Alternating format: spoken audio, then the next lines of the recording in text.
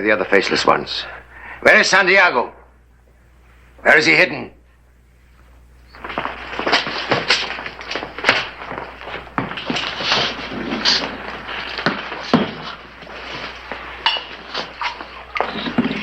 Comandante Nexor, ¿cómo está?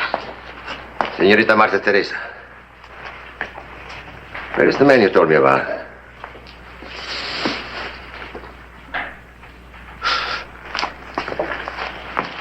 You call this a man? This is a boy. What would you call me if I brought in Santiago? A boy or a man? A miracle worker. A hero. I can get him for you. If you want him badly enough to make it worth my while. Badly enough. Only the simple fact of his body can convince these superstitious campesinos that he's truly dead.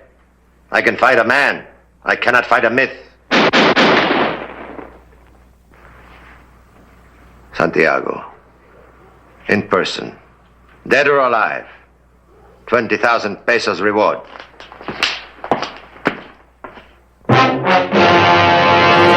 An actual account from the pages of my newspaper, the Tombstone Epitaph.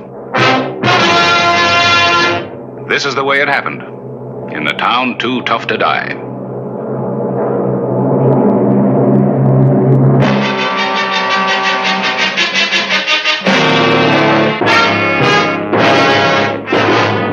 Tombstone Territory.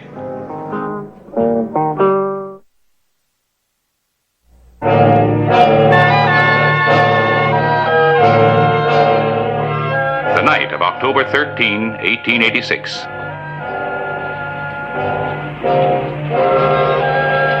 Los Sin Cara, the faceless ones, had reached Tombstone.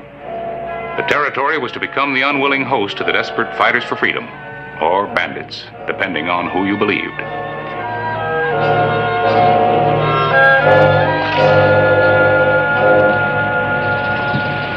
Wonder who they are. I don't know yet. Need any help? No, just stand by.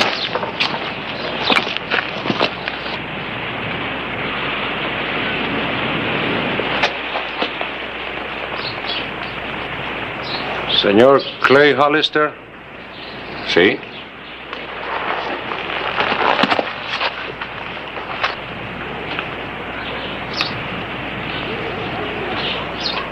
We are Los Sin Cara.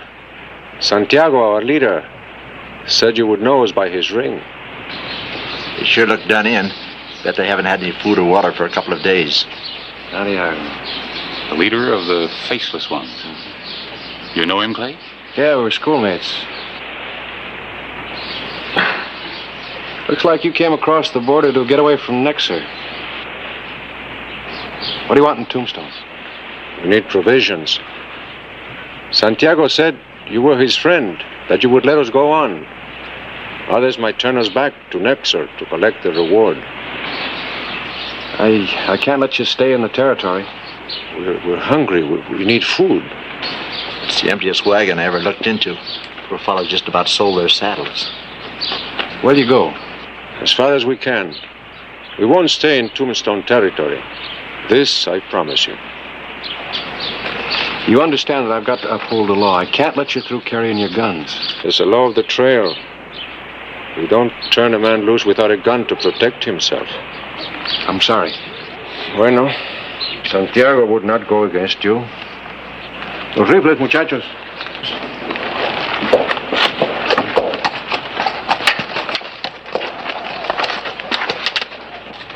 That it? All except our knives. That's good enough for me. We're very grateful, Senor Hollister. Santiago. Where is he now?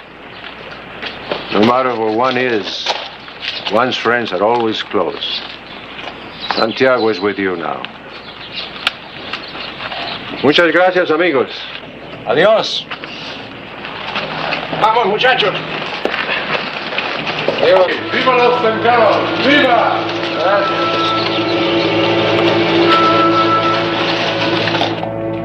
The morning of October 14, 1886, Charlie Petrie made a grim discovery.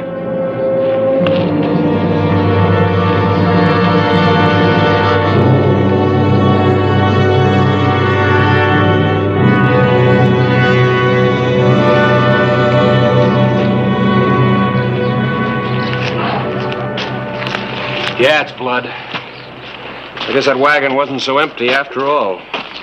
False bottom? Had to be. Guess Santiago was closer than I thought. They must have been carrying him in the wagon. Yeah. Badly wounded, too. Harris, this could be real trouble.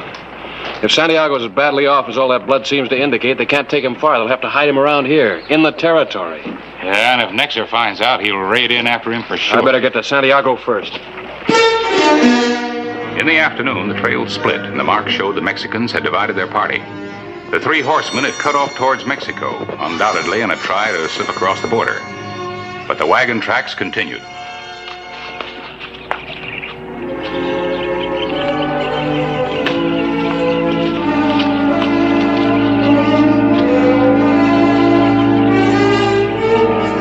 Clay Hollister knew they must have headed for the shelter of the Rocky Hills. It was a natural spot for an ambush.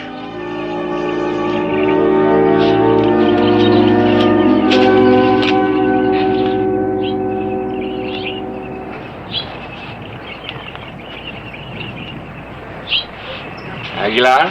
Don't move, senor. Do not make me kill you. Follow a trail like a bloodhound. You're on the run with Santiago. He has stopped running. And so have I. Now that I know we must stop, I have decided to bring you to him. You trust me? Implicitly.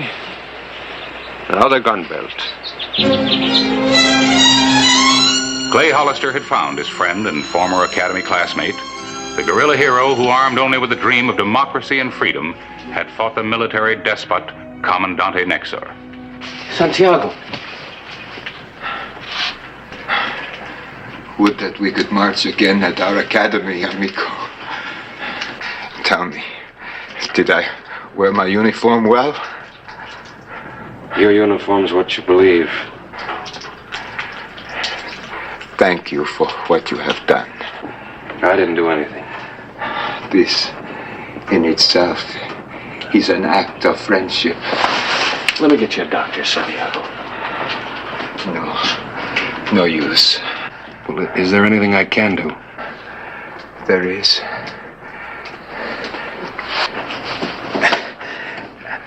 Can I ask an old friend a favor?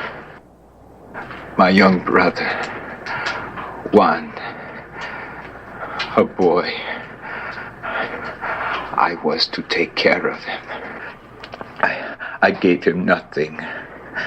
No legacy. Your fight for your people's freedom's a legacy. Find him, Clay. Only you can do it. Bring him up to me before I die. To try to make him understand. But I don't know where to look. Aguilar knows. No, Santiago, no. Must not let him know where you are. Juan. Juanito.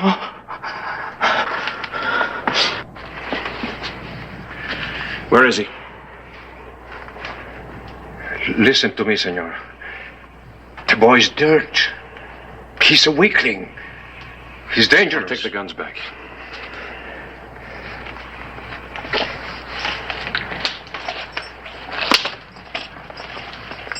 Look for him at the cantina in Naco.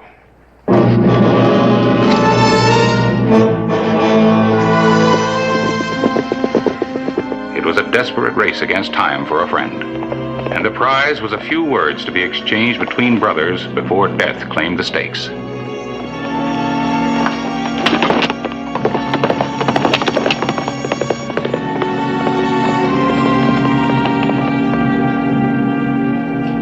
October 15, 1886. Oye, mozo.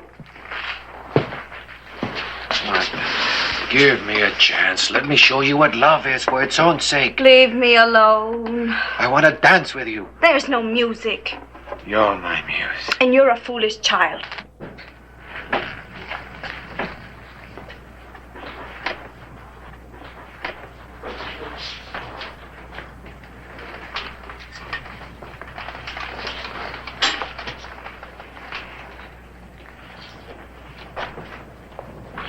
are Senor Clay Hollister? See?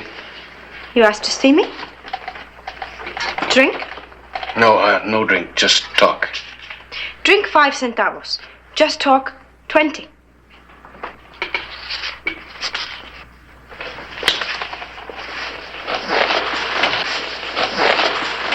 I'm looking for a man named Juan. My life is full of Juans. Well, maybe this will help you concentrate on the one that I'm looking for. Suddenly I like you. You may speak about yourself for nothing. My only interest is Juan, whose brother is Santiago. Los sin cara? See? You lied to me. You told me you were looking for a man. Wait. I think I'm wasting my time. What's your hurry? Santiago's dying. I'm sorry. I was just being cautious. Cautious about what? Well, I thought you might be one of Comandante Nexo's glorious tricks. Santiago's brother would be killed on sight. Then you can reach him. Give me a little time. All right. There's a dry wash about a mile from here that forks over the border. I'll wait there until sunup. Silence. It's golden.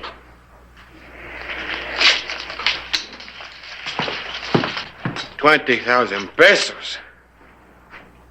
I am an army all by myself, and you offer me that? How many men do you want? 40? I'll give you 4. I want none. I go in by myself. I bring him back by myself. Me, alone.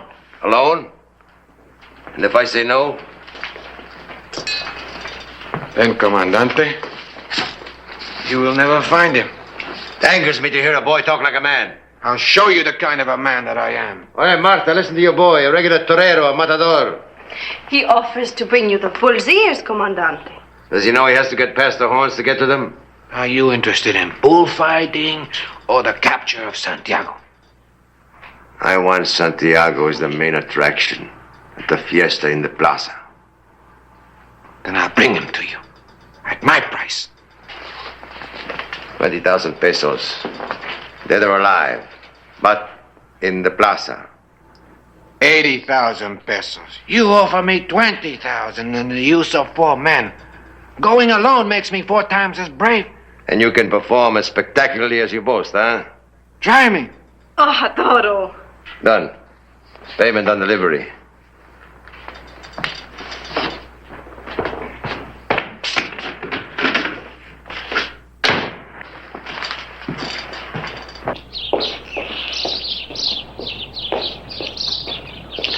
Hey, Matador!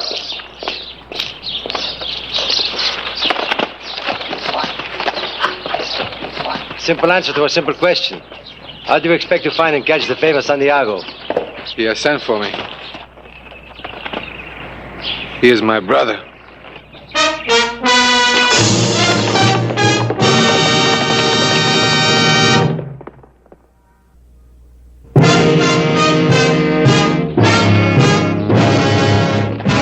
October 16, 1886.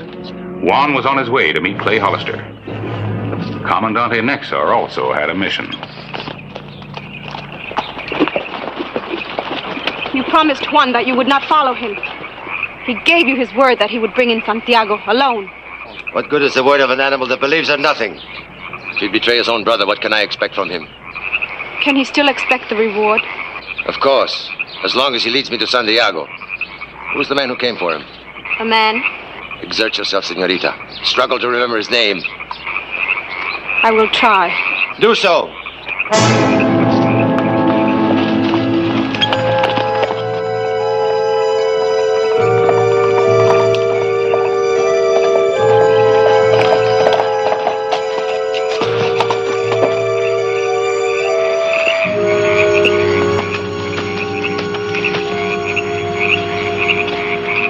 You're Juan, brother of Santiago? See, prove it.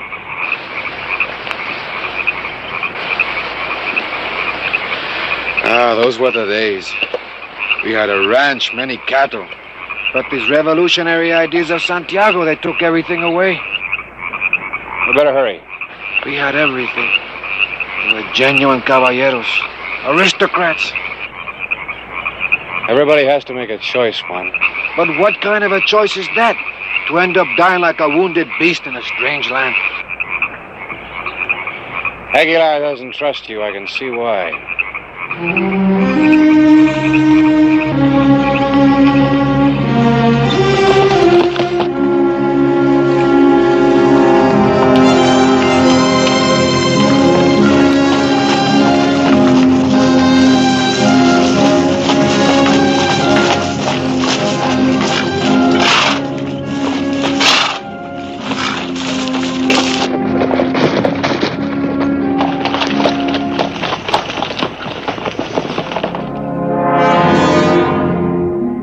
It was night when Clay fulfilled the promise to his old friend.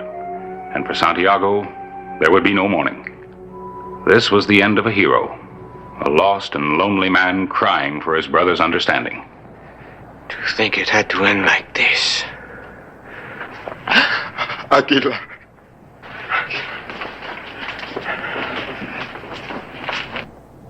Do not leave me, Santiago.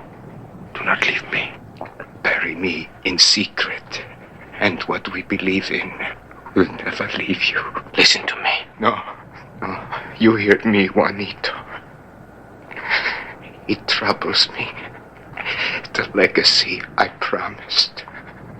No land. No cattle. Not even a thing to believe in. At least, I could have left you that. You call that a legacy? Look what it brought you. But it is all I have. There is no other legacy. There is more. There is. Cobarde! No, let my brother talk. Santiago, mi hermano, try to understand the logic. There is 80,000 pesos reward on your head, dead or alive. Santiago, you are dying. Let me take in your body. Your crazy dream is over. What difference will it make? Let the reward be my legacy.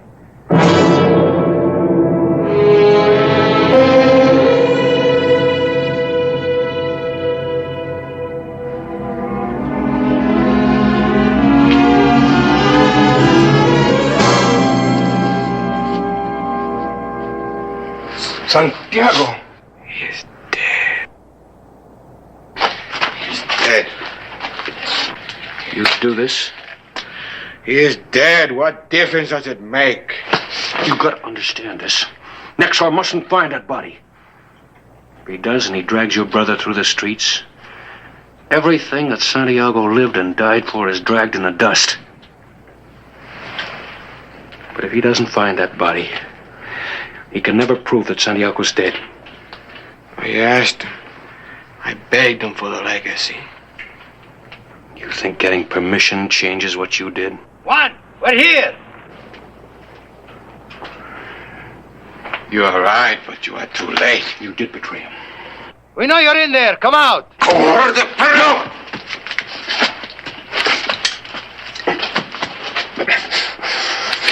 You want to die here, too? You want to take Santiago's orders? Give up. Why should you die like this for nothing, too? We still got a chance to save the body, if I can stall for time. What is the matter with you, Juan? Come. Come here.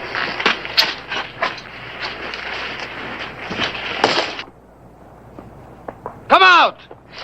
Listen, get the blanket roll off the other horse. Go out the back way. And hurry. Wait. Let Juan see you. Come out. All we want is Santiago. Oh, you want your blood money. Your 80,000 pesos. Si, senor.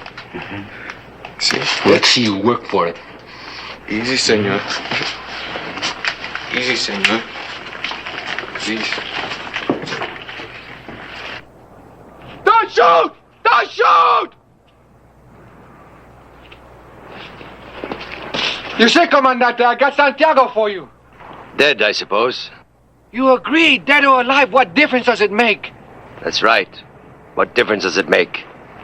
You're nothing but a traitor. Santiago was my enemy, but at least I respected him. I am a patriot, Comandante. A patriot believes in something. You believe in nothing but yourself and this.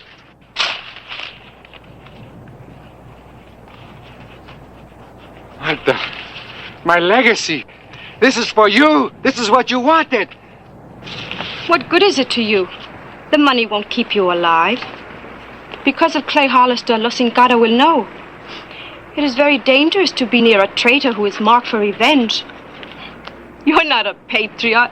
You're a dead dog. Comandante, I am loyal. Believe me. How can I prove it to you? By keeping your part of the bargain. Santiago's in there, we are here. You betrayed your brother. I want to make sure you do not trick me. He is in there. Come, I will show you.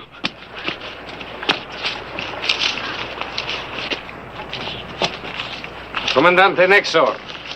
At your services, Sheriff Hollister. What do you want? I have business with this man. He's a countryman of mine. It is no affair of yours. It is my affair if you're raiding across the border into Tombstone Territory. I'm going to take what's inside. It is valueless to you. It is priceless to me. Well, what if I don't let you? Then I'm afraid I'm going to have to run the risk of your body being found in this wilderness before I get back across the border. Some choice. Give me your guns. All right. You have my word. Inside.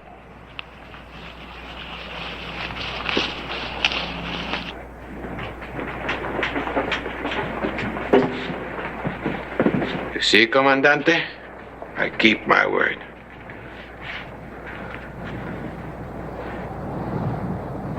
You tricked me.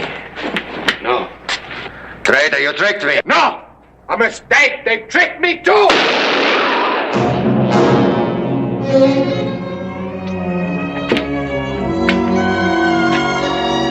Tell them I was loyal to. Loyal to what?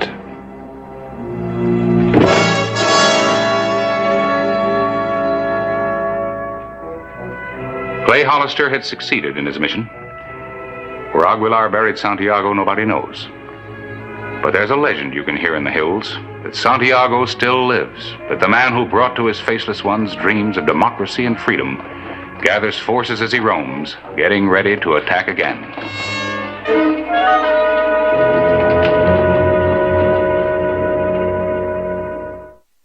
October 20, 1886. You sure took long enough coming back. What happened? You ready to give me a story? Yeah, just small notice, I guess. You can say Clay Hollister just returned from a slightly prolonged weekend. He spent an enjoyable time with an old classmate and friend, and now makes his home in the mountains south of the border. What really happened, Clay? Did you ever read what this ring says, Harris? Let's add a line to that notice. You can say, Hollister was pleased to see that his friend still is true to the code of courage, honor, integrity. Well, that's good enough for me. Should be good enough for everybody.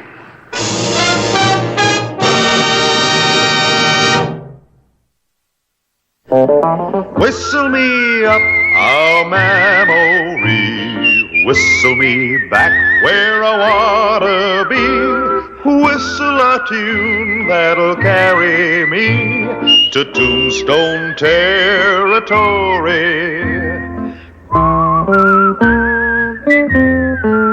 If your past has run afoul of the law, it's a handy place to be, 'cause your future's just as good as your draw in Tombstone Territory. Whistle me up a memory, whistle me back where I wanna be, whistle a tune that'll carry me to Tombstone Territory. Huachuca and Tombstone, Arizona Territory. Three grimly determined men struggled with two strange objects to a high point overlooking the pass.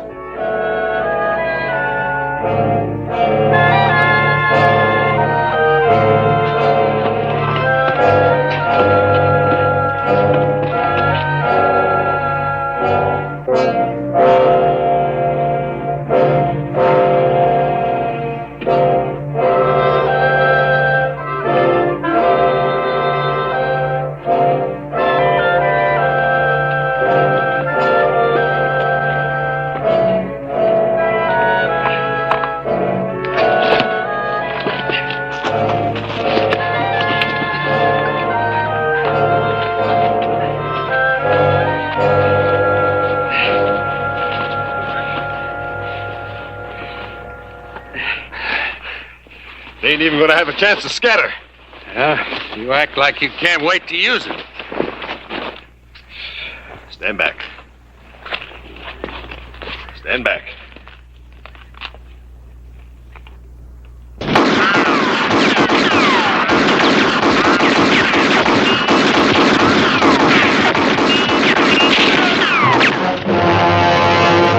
An actual account from the pages of my newspaper, the Tombstone Epitaph. This is the way it happened, in the town too tough to die.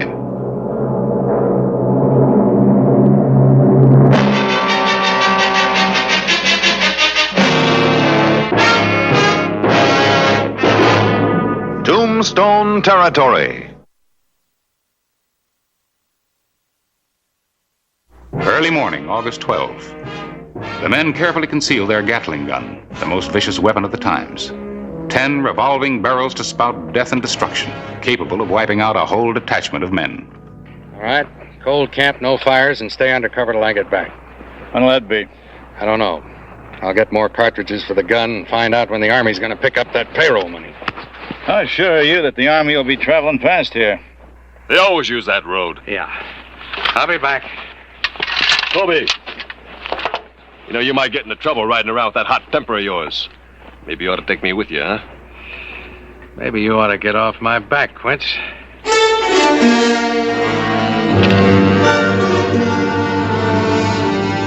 Sam Colby rode into Tombstone, intent on information concerning the Army payroll. When he saw me entering the Epitaph, he decided to seek other information.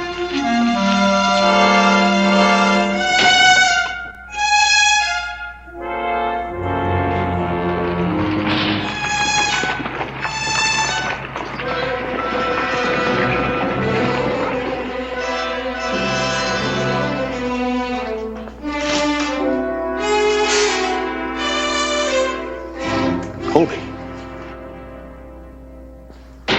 Hello, Sam. Hello, Clyburn. Been a long time, hasn't it? Yeah, a long time. You haven't changed much, Sam, being out of things for 5 years. Well, I counted them. Kansas State Prison, but I've learned my lesson. I'll never try robbing a bank again. Clyburn, what happened to Sarah Medford? Well, now, you didn't come all this way to ask me that, did you, I Sam? didn't even know you were in this town. You can't do yourself or Tombstone any good. Why don't you move on, Sam? Well, the last time you said those words to me, we were in Belle Plaine, Kansas. You were running another crummy newspaper there, and you said I was no good for the town. Or for her. I've got nothing against you, Sam. You've paid your price to society. If you need any money... I don't want your money. I want to know where Sarah Medford is. You were her friend. She'd have written to you. Forget her. You're not even sure if she's alive. I've never been sure of anything in my life, except that someday I'm going to find her. Now, where is she? I wouldn't tell you if I knew. Now, baby, you... Maybe she's in Tombstone already. Is that it? Huh? All right, what's going on? It's all right, Clay. All right. What's your name? Colby. Sam Colby. There are no charges, Clay. I'm not signing any complaint. Oh, I suppose you two were just breaking up the place for exercise. I'd consider it a favor if you wouldn't do anything about this, Clay. It's my problem. You heard what the man said. It's his problem.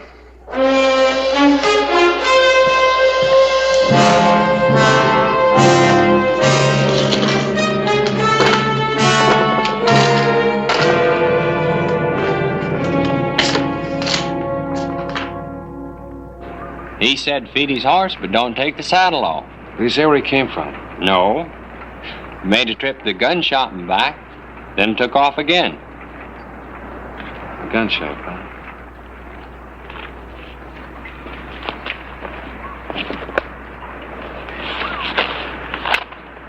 $45.70. What would he be doing with them?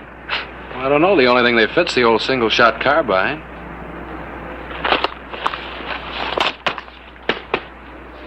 Must have 300 rounds. Take him a long time to shoot those up one at a time. You got enough deputies lined up. Stop any trouble. Stop worrying. I'll stop worrying when the Army picks up that shipment of theirs. Yeah. $50,000. You just keep that badge of yours under your vest. I don't want anybody to know this town's planted.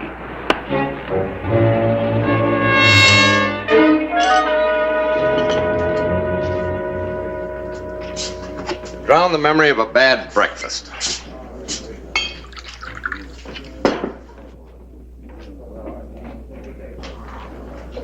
Who'd you say you were looking for, a man or woman? Woman. I figure she may be in this town working as a seamstress. What's her name? Medford. Sarah Medford. She's real pretty. Dark black hair and beautiful brown eyes. When she talks, it's kind of like music. They all sound like music, mister. A seamstress with black hair. Yeah. I know one. Yeah? Seems she is called Sarah. Well, where is she? You came a long way for nothing, maybe. This one's about to be married. Yeah, picked herself an army fella down at the fort. Where's she live? I think it's a greenhouse at the end of First Street. Yeah, thanks. But I can't just leave. What would Paul think? Where would I go? There's a night coach leaving for Bisbee. Paul isn't due back here for 3 days. You told me yourself he's on special duty at the fort all this week. I'm sticking in my 2 cents, Sarah, because I don't want to see you have to face this town if Sam Colby brings out the past.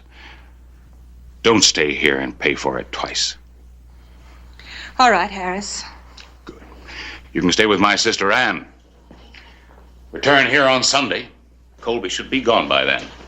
Harris, how is he? How does he look? What? Oh, I'm not in love with him anymore. I don't have to prove that to you. Paul and I are going to start a new life together, and I wouldn't change that for anything in the world. Hello, Sarah. Clyburn, you always lie to visitors when they come to town. Get out. Leave her alone, Sam. It's all right, Harris. It's all right. All right, Sarah.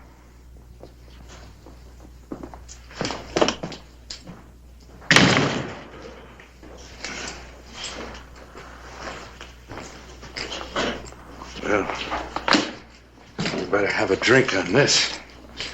After 5 years, looks like I got here just in time. Our time ran out a long time ago, Sam. I heard you were about to get married. Well, that's no problem. No man ever gets anything without taking it from another. That's what you thought when you asked me to marry you. That we'd start out on money you robbed from a bank. Only one mistake and you run out on me. Why did it have to be that one? Why didn't you wait for me? For you to get out of jail? And promise me again you'd take a job and stop being wild? Oh, honey, you used to love me for being wild.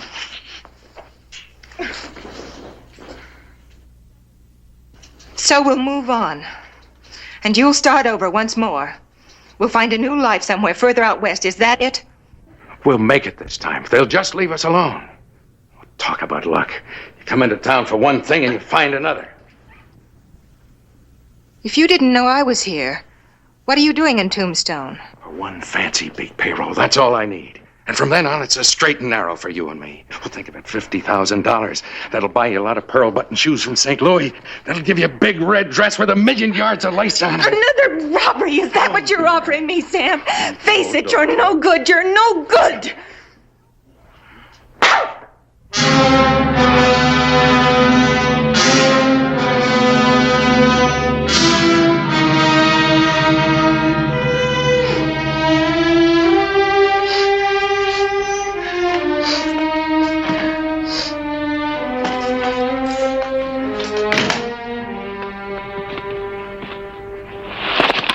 Colby said to keep it covered. Why don't you stop telling me what Colby said?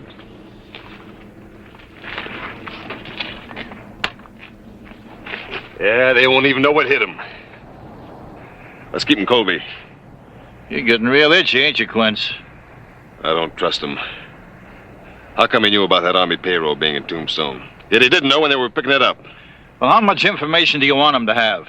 It was lucky that when he broke into that stage office last week that he saw the manifest. If he hadn't, he wouldn't even have known that they were shipping the money. Where are you going? Going into Tombstone, get myself a drink. He ain't gonna like it. I hope he tries to tell me that.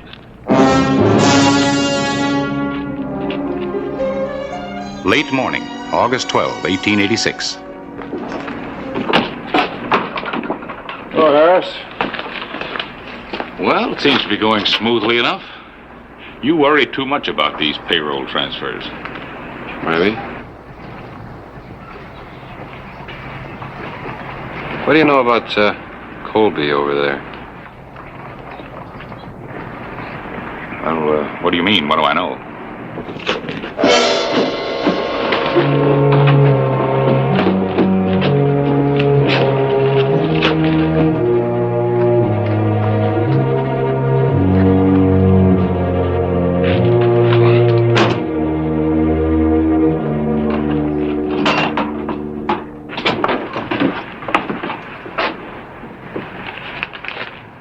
Paul!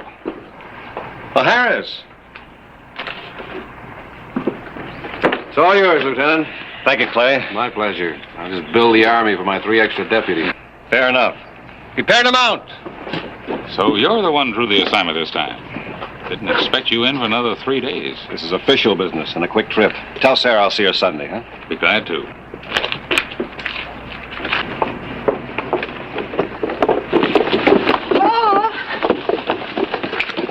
Paul. You aren't leaving. I'm afraid so, darling. There really wasn't time to come by. What's the matter? Nothing. I just want you to hold me for a moment. Something wrong. No, I'm just glad to see you. Why are you in town anyway? Quick assignment. $50,000 payroll for the fort. Now I've got to go. See you Sunday. Wagon hold! Single escort, placing away! 50,000. Paul, wait! Don't go! You can't go!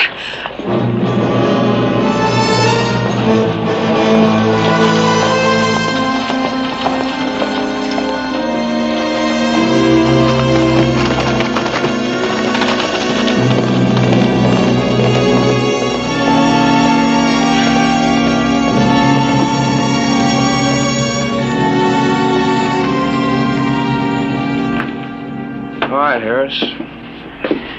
What do you know about Colby? Well, I knew him and Sarah back in Belle Plaine, Kansas. Yeah? Everybody thought they'd be married. Then Colby robbed a bank. Some thought she harbored him. He got caught and sent to prison. Anyway, she got a bad name. Well, for a newspaper man, you're kind of close with your information. Well, when I came to Tombstone, she followed me. Her folks were dead. She had no other family. Guess I was her only friend. Then she met Paul Crane. Well, why all the secrecy? Whatever mistakes she made back in Belle Plaine lie buried. That's why I didn't want anything to come out in the open here. I don't know. Sam. I'll go away with you, Sam. I'll go away with you tonight. There's only one thing I'm asking. Don't rob that payroll. You mean you want me even without money?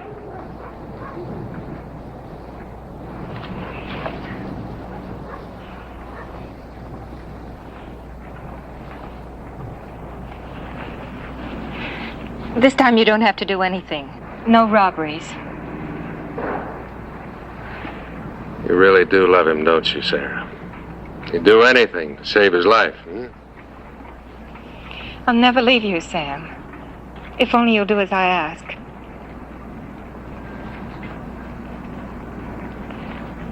All right. Go home and pack. I'll pick you up tonight.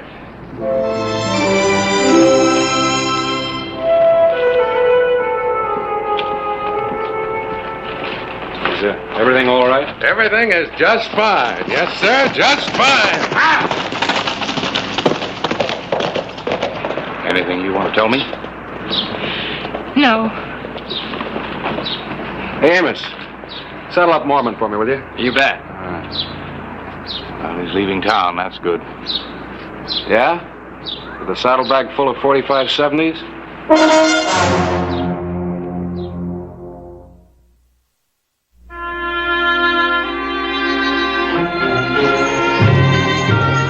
Afternoon, August 12th. The payroll wagon under heavy guard left Tombstone on a roundabout road to Fort Huachuca.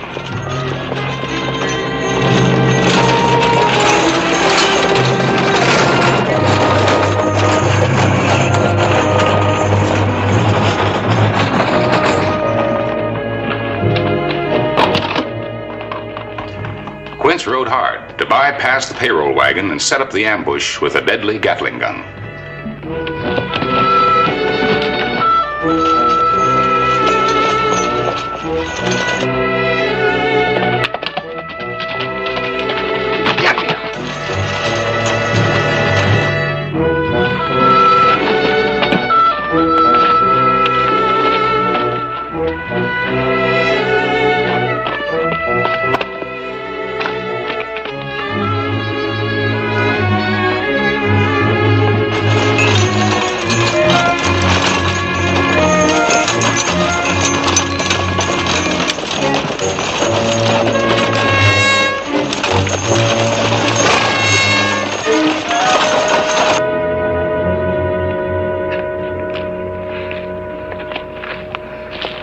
About time you were getting back. Where's Colby? He'll be here.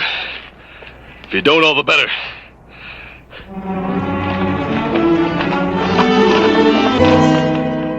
After his conversation with Sarah Medford, there was a strange determination about Sam Colby's ride.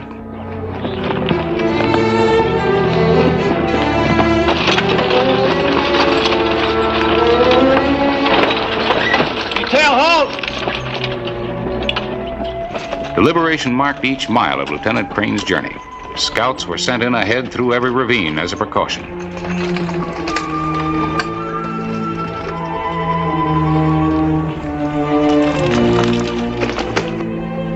Forward! Ho!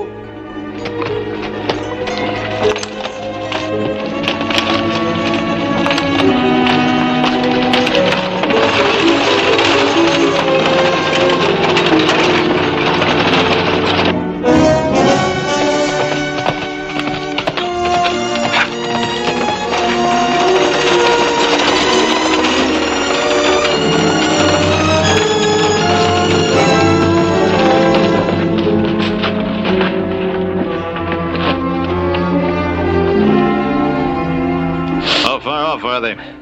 Oh, about a half a mile, maybe. Come on, let's get those clips.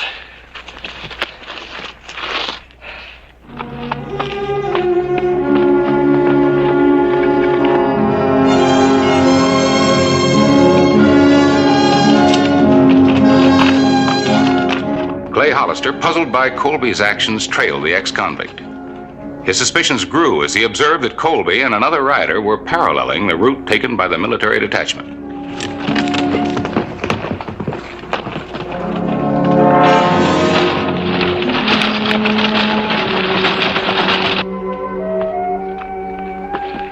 All right, where are the cartridges, Colby?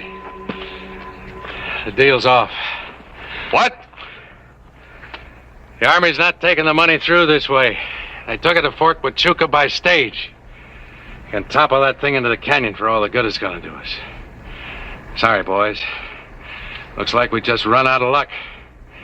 Maybe we'll get together on something sometime, huh?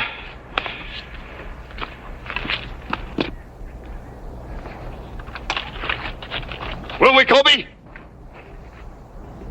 Who are you trying to double-cross? I seen him pick up that money, Colby. I seen him! Colby, I was in Tombstone. I wouldn't use it, Quince. Oh, I'm gonna chop you up real good, Colby.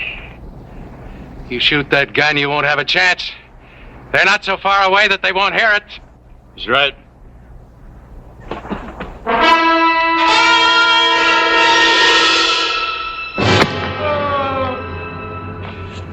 Let him go, let him go. He won't get 100 yards. Here, let's get this gun around.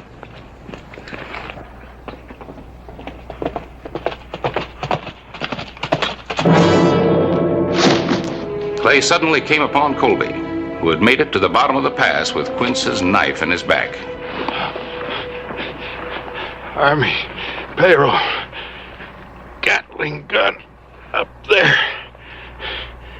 Tell Sarah I did.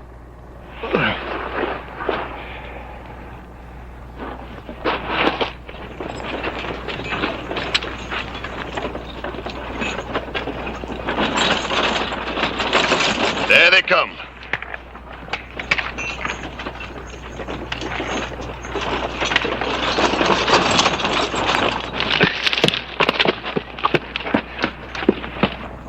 Another 50 yards.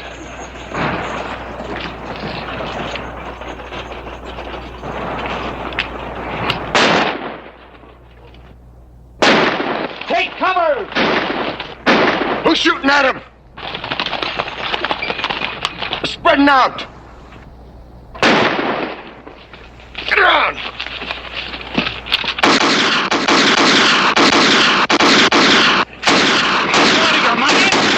It's the money we're after.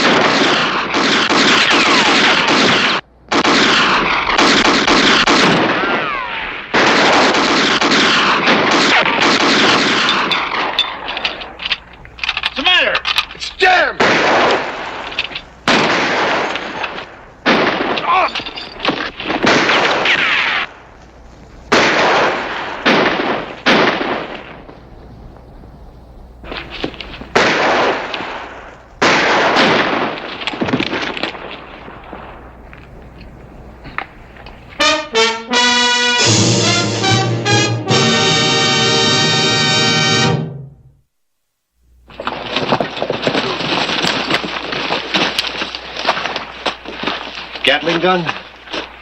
Army will be glad to get it back. Bill, Jenkins, bring that gun down here. Never would have made it if you hadn't fired those warning shots. First time I ever drew down on the U.S. Army. Gun shoots a little high. How'd you know about that? I didn't know about it. I followed a hunch. And a man. It's a good thing you did. I'll check with you Sunday. I'm coming in to see Sarah. She'll be glad to see you.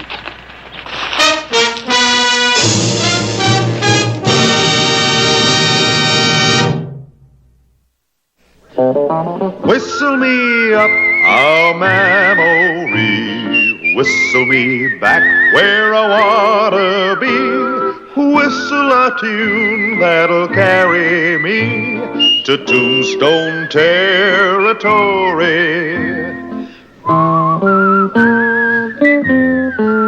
If your past has run afoul of the law, it's a handy place to be, 'cause your future's just as good as your draw in Tombstone Territory. Whistle me up a memory, whistle whistle me back where I wanna be. Whistle a tune that'll carry me to Tombstone Territory. Show you how I used to keep order in Deadwood. You wouldn't shoot an unarmed man, would you? No. But I'm still going to stop you.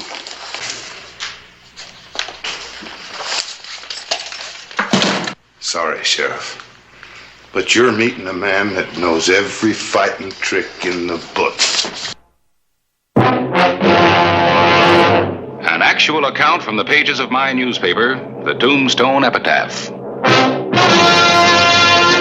This is the way it happened. In the town too tough to die.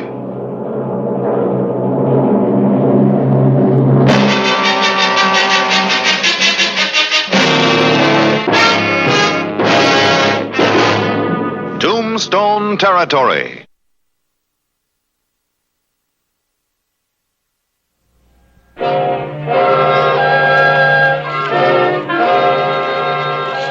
Trouble visited Tombstone the morning of July 10, 1885, when the Black Marshal of Deadwood rode into town.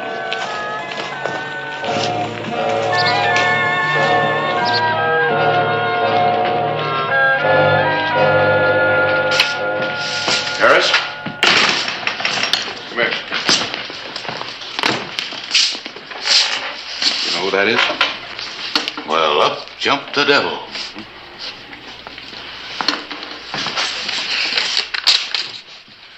Looks like his arrival's going to make the front page. It sure will. Whose arrival? What's more important is what's he doing here, and who's he after? Who do you suppose he is after, Clay? Well, looks like he's after you. He's headed this way. Gosh, Mr. Clyburn, who is he? The Black Marshal of Deadwood.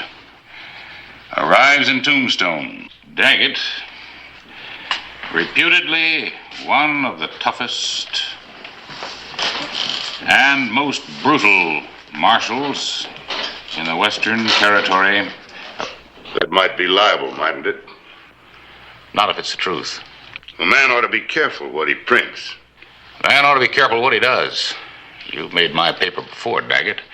The Postel brothers. They was robbing a bank. Well, they must have been mighty hard to capture. You shot all three of them. Who are you hunting? No badge. No hunting. And no news. There's been no news ever since you left Deadwood almost a year ago. I've been moving around. Looking for something. All right.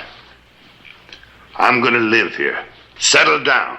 That is, if you got no objections. I got no objections if you settle down. You printing your paper about me coming here. You're just asking for trouble. Sure, I handled a lot of wild ones in my time. I treat them rough. I hate them all. But if you advertise about me being here, some of the survivors are liable to come here to try and get me. In which case, I'd just mess up your whole town, sweeping up the streets with. You don't much sound like a man about to settle down. Just because I'm going to settle down don't mean I'm a sitting duck. What does it mean, Daggett? Sheriff, you're looking at a rancher. I just bought me a little spread. Cattle? Cattle comes later. Well, what about right now? Chickens. You mean a Black Marshal of Deadwood is here to raise eggs? Yeah. And that means there ain't no news. I'm sorry, Daggett, but that is news. That is a story. Don't print it.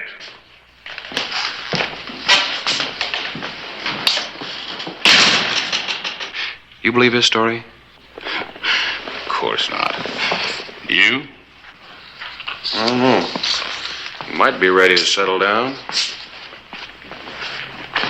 And then again, he might not.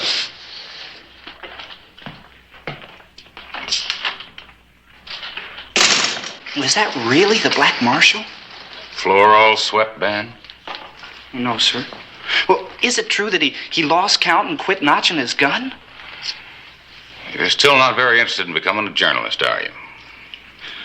Well, none of it means sweeping the floor all the time, Mr. Clyburn. Sweeping's for ladies. Something else bothering you, Ben. What is it? Vacation's over soon. I have to go back to school. Well, don't you like school? Yeah, I like it all right. But after school, I sweep up for the teacher, too. I guess I'll have to be a sweeper. July 14, 1885. When a bundle of the epitaphs was tossed off at Silver City, one reader showed an unusual interest in the article about the Black Marshal.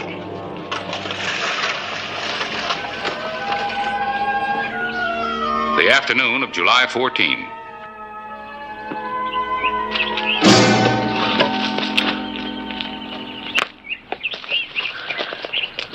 You shouldn't come up quiet like that. The man's blindside. Well, this will help the fire. Grass and leaves are damp. Just a minute. Something on the front page you might want to look at.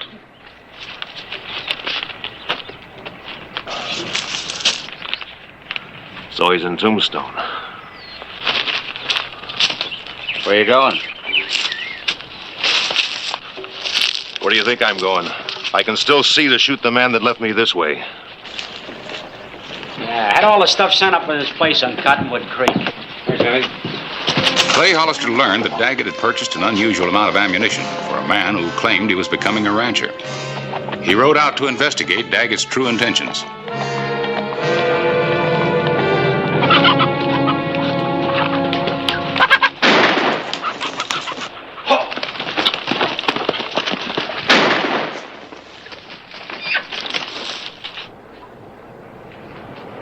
Hold your arm looser, not so tight.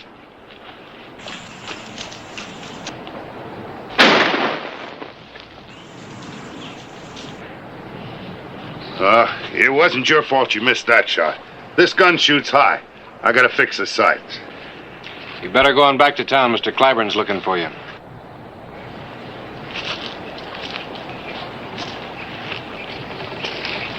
There ain't no law in teaching a kid how to handle a gun, is there? There might be, unless you got a good reason. Well, I got a reason. The hawks is bothering my chickens. I'm gonna pay that boy a bounty. 5 cents for every hawk and 2 cents for every rat. First, I gotta teach him how to shoot a gun. You don't believe that, do you? You're a rough man, Daggett. Kind of hard to believe that the Black Marshal is turned into a rancher. Ah, shoot! Shoot! Get out! Well, maybe you are a rancher, but it doesn't seem like you like it. Of course I don't like it.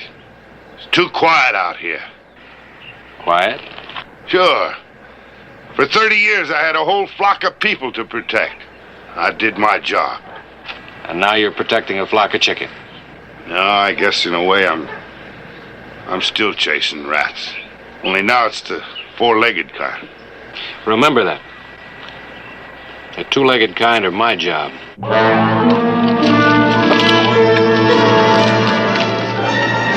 Noon of July 15.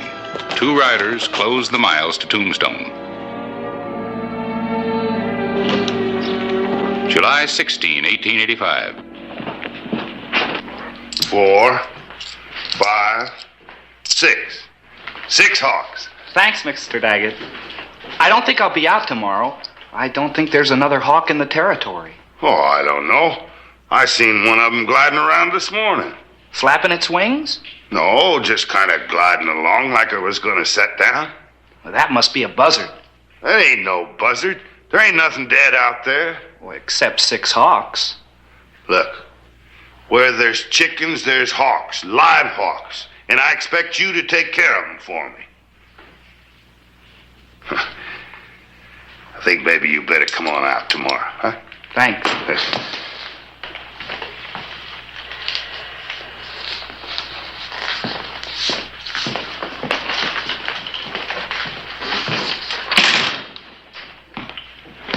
Hello, Harris.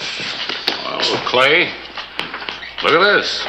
Order from Daggett for an ad to be run weekly till further notice. What's it about? Eggs for sale. Just gives the location of the ranch, no name. No, there's something funny here. Can't hardly read his writing. I've got an order from him on my desk signed while he was still marshal. It wasn't copperplate, but at least it was legible. You think maybe he's not Daggett? Oh, no, he's Daggett, all right. Maybe he's just not the same Daggett he once was.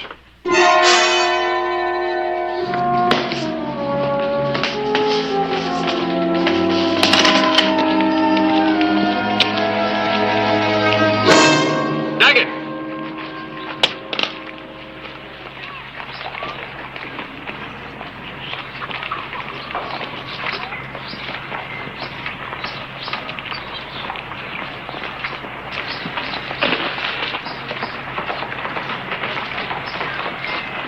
Where did they get you? In the wrist. It didn't heal?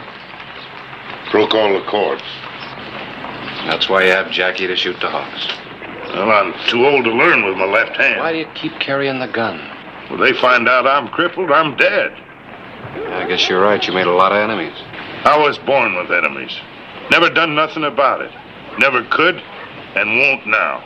Why didn't you settle down in some eastern city? Someplace you'd be safe. Oh, that's kind of hard to answer. Well, go ahead and try. Well, you take a sea captain. He's going to retire. Where do you think he'd settle down? In Dodge City or maybe in Nantucket?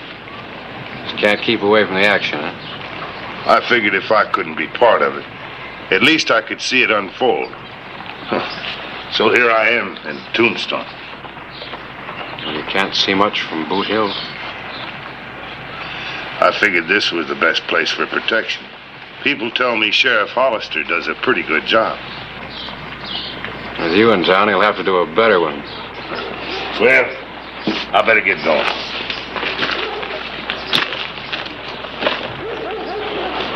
Oh, Sheriff, why don't you drop out to my shack some night for some grub? I'll tell you how I used to handle the hard cases in Deadwood. Maybe give you some pointers, and we can talk about old times. That is, if you don't mind talking about old times. I don't get much time to talk. All right, Sheriff.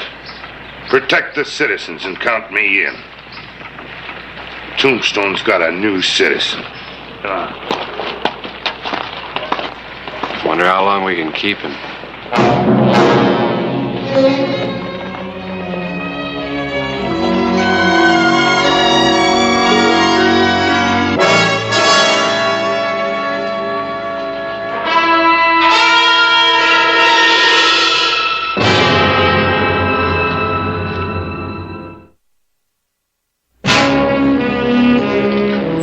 July 16, 1885. We're looking for a man named Daggett.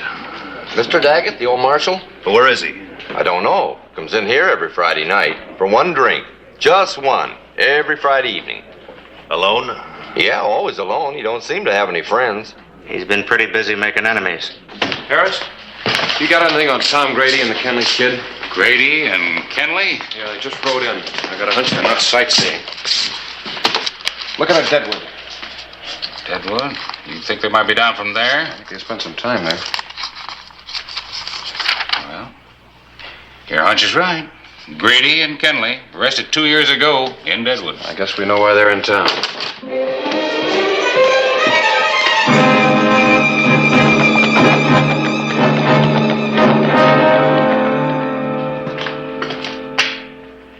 Well, you're getting yourself all duded up. You headed for town? What do you want? A couple of riders drifted in. A man by the name of Grady and the other one called the Kenley Kid. Friends of yours. I ain't got no friends, remember? Yeah, let's call them customers then. What, I'm wearing a black patch on one eye? I found them hanging around Deadwood just about the time a gold shipment was coming into the bank. And you jumped to conclusions. I jumped and I was right. Kenley tried to resist and I had to manhandle him. The black patch. So now he's trying again. Do you know any good reason I can lock him up? Sure. To protect him. They're not going to need any protection tonight. I'm in the habit of going to town every Friday night for one drink.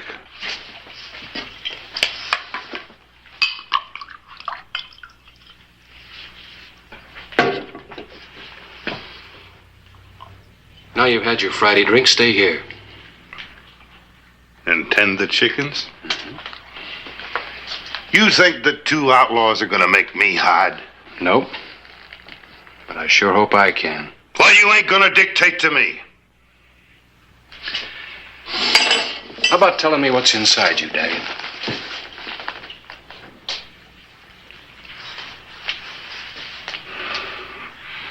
Oh, a whole lot of hate, I guess.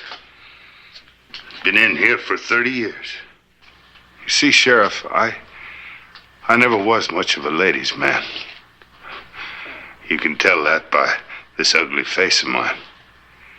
But once I met the prettiest girl in the whole territory. And she didn't want no ladies' man.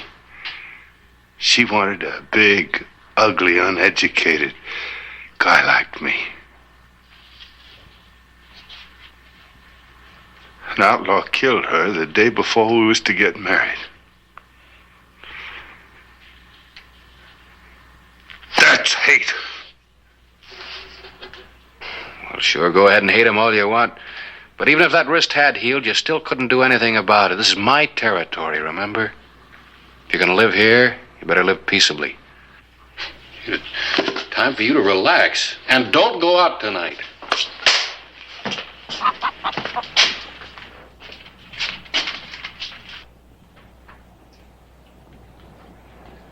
I see you got one friend. I'll see you around. But not tonight.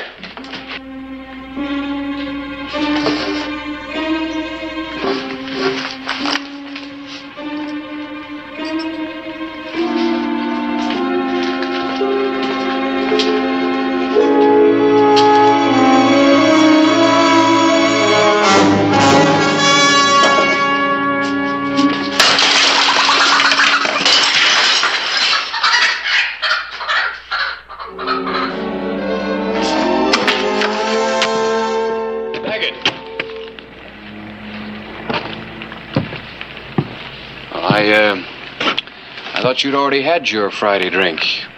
Now, you listen. I ain't interested in no drink, and I wasn't interested in staying home. I'm too old a dog to learn new tricks, like hiding from a couple of punk gunslingers. I handled them for 30 years, and I ain't about to hide from them now. Now, you get out of my way. It's time you stopped pushing people around.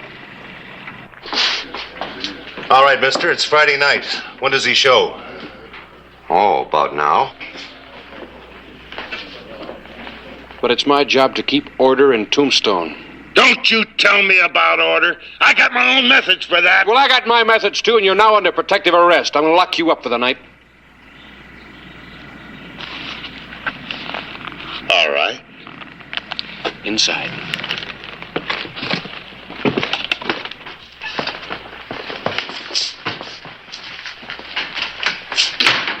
Now I'm going to show you how I used to keep order in Deadwood. You wouldn't shoot an unarmed man, would you? No. But I'm still going to stop you.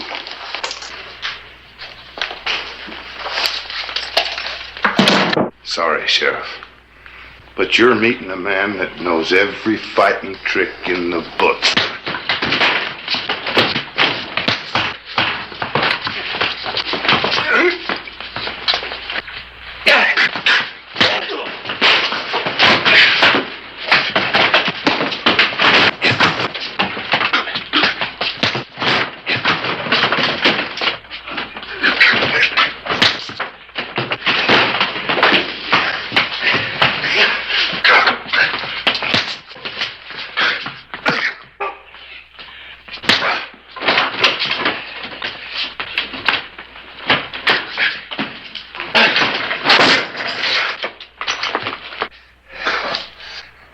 Now I know how it feels. Yeah. It's a rough business we're in. I know how it feels, too. Now, you stay here. I'm gonna go round up your playmates. Get them out of town. Well, I guess you mean it.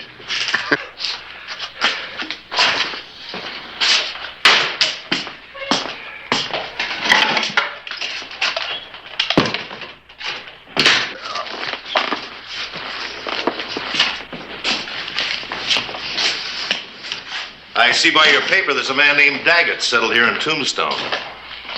Well? We want to buy a dozen eggs. Maybe you can tell us where Mr. Daggett's place is. Excuse me just a minute, gentlemen. Ben, I think the place needs sweeping out. Good and clean. Do you know where the broom is? I'll find it, Mr. Clyburn. Now, I believe you said Daggett. Daggett. You want us to spell it for you? No. 2 T's. D-A-G-E-T-T. Where's Daggett? Where is he? Sheriff Hollister. Oh, Mr. Daggett, we've got to find the sheriff quick. Mr. Clyburn's in trouble. What kind of trouble? Well, some men were asking for you, and Mr. Clyburn wouldn't tell them where you lived. Oh, Mr. Daggett, you used to be a marshal. See what you can do, and I'll find the sheriff. You stay here, boy.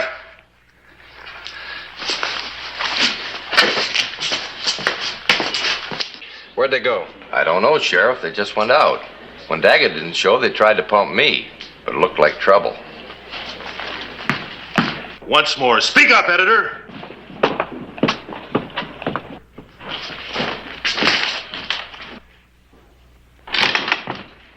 All right, that'll be... Hey, there's 2 of them. Sure are. Wow. Mr. Sheriff, where's Daggett?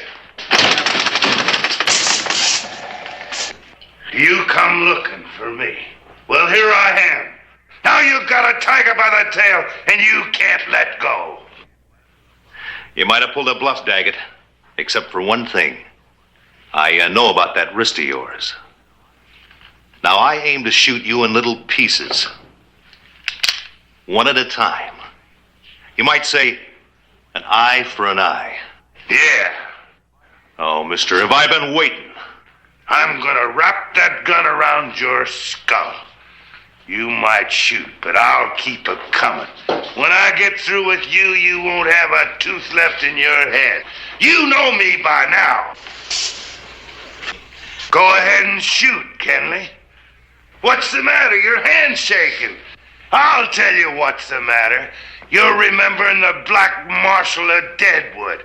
Well, when I get through with you, they'll be scraping you off of these walls. Ready?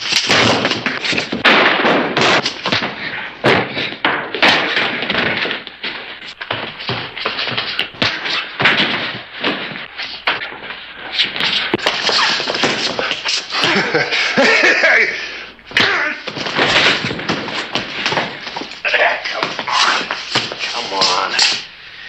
I think he's out. Him too. Hey, you know, Sheriff, with a little excitement like this every Friday, I wouldn't mind staying out on the ranch. Come on, Marshal, let's lock him up. Yeah, sure. The sheriff of Tombstone and the Black Marshal of Deadwood had proved to be an efficient team of lawmen. I sent for the doc. Here, keep it. No more bluffing? No more bluffing, no more interfering. Guess I've really retired. You know, Sheriff, Tombstone's your territory. You sure you wouldn't like to be one of my deputies? Well, who'd mind the chicken? Oh, see you tomorrow, huh, boy? Sure. Well, I thought you were going to sweep out for me tomorrow. Oh, I'll find time to clean up too, Mr. Clyburn. And what about school? Well, that'll be a little tough to fit in. Oh, but you'll do it, boy. You'll do it. Yes, sir.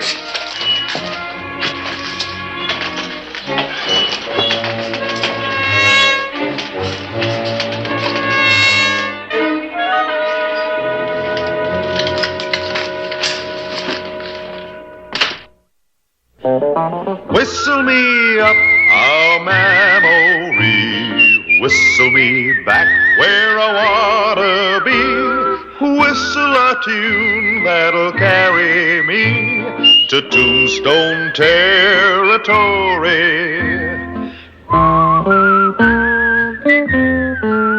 If your past has run afoul of the law, it's a handy place to be. 'Cause your future's just as good as your draw in Tombstone Territory. Whistle me up a memory, whistle me back where I wanna be. Whistle a tune that'll carry me to Tombstone Territory. 88. Come here, honey. I want to talk to you. Honey, talk to old friend Milo. Where you going?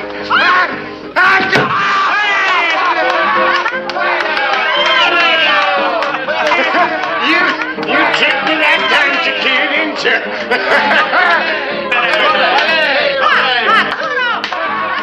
Okay, Chiquita. Here I come. All right, Wade. Game's over. Well, you're kind of far out of your way, aren't you, Sheriff? Just far enough to get you. Well, my ma didn't raise no fool. I'm not going to give you no argument. Not now, anyway. Say, you mind my asking what this is all about? Ask Jamie Wilson's widow. But I'm asking you. Well,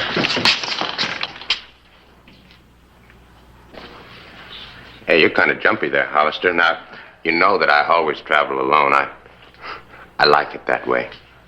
Well, that's good, because that's the way you'll hang.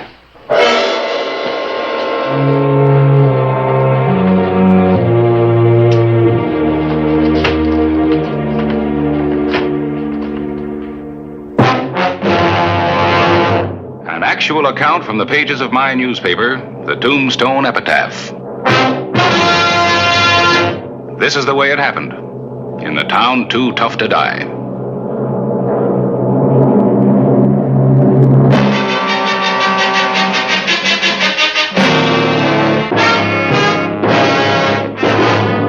Tombstone Territory.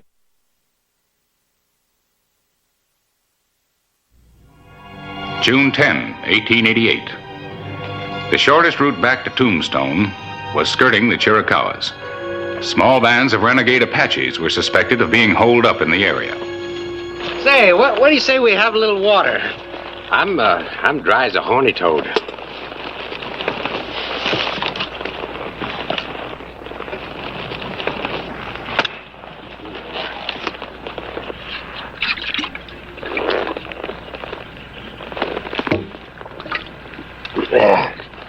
Thank you.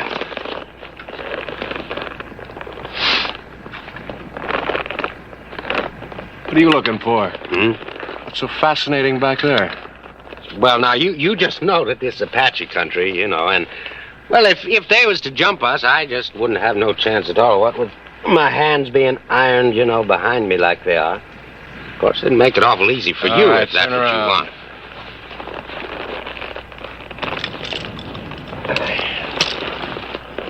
Much obliged.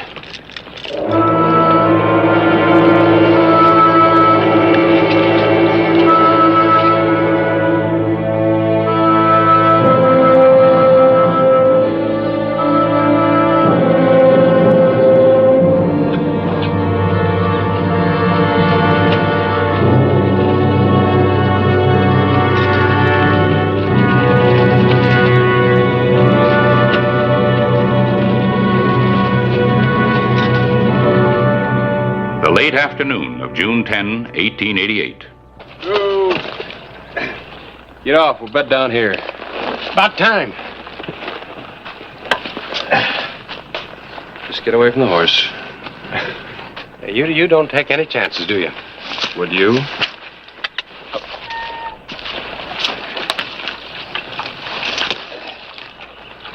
What's the matter? You still looking for Apaches? Oh, no, but a footloose blacksmith might come in handy.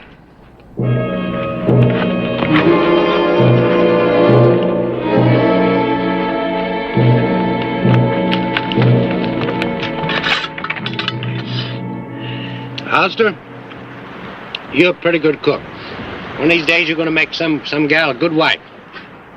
See how good you are at cleaning the dishes. Well, sure, Sheriff. Anything to oblige. Say, Clay, you know something been bothering me. How come you took me for killing Jamie? Well, to start with, you're riding his horse. That horse? Oh, no, I bought that horse. I got a bill of sale for him, everything. I lost it, though. But still, it doesn't seem to me like you got much to go on now, does it?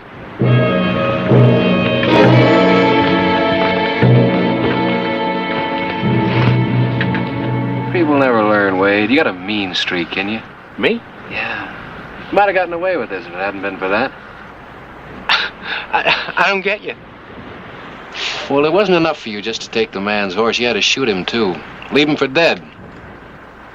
Well, he died, all right. But not before he crawled up on the road. He was still alive when he was found. And he named you, Wade. He named you Plain. That don't prove nothing. You see, Jamie always hated me, ever since I shot his kid brother. Well, I did time for that and everything, but Jamie just couldn't let well enough alone. You'll have an opportunity to tell that to the jury, but let me ask you something, Wade. You think they're going to believe you? Oh, now, what's the use of talking, huh? Hey, is that stuff ready yet?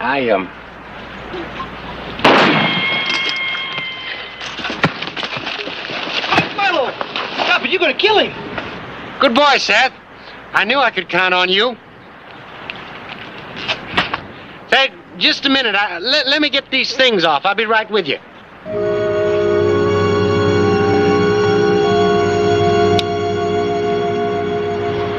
You know, I got no hard feelings for you, Clay. It's just that a man's got to look out for himself first, isn't that right? You know, I never did like this kind of gun. And the barrel's too long for fast work, you know. I guess it's all right for some things, though, huh? Yeah, like murder. Here you are, Milo. Got the horses ready to travel. Good boy. Here, keep an eye on him. Oh, this is more like it. I felt kind of naked without it. Seth, you go on back to the horses. I'll be with you in a minute. You getting ready to give it to me like you did Jamie? He lived a good 6 hours. You'd have enjoyed watching that. Well, go on. What are you waiting for? You ain't gonna shoot him, are you, Milo? No. Now, what give you an idea like that? No, I'm just going to make sure that he doesn't follow us right off. Well, if we take his horse, leave him get back on it. Hey, I know what I'm doing. Hey, you take these cuffs, put them on him. Oh, Clay, would you mind putting your hands behind that tree?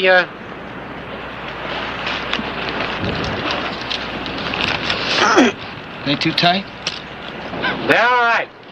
Go on, get down the horses. You know, come noon tomorrow, you're going to wish that I had put a bullet through you. That sun's going to cook you good.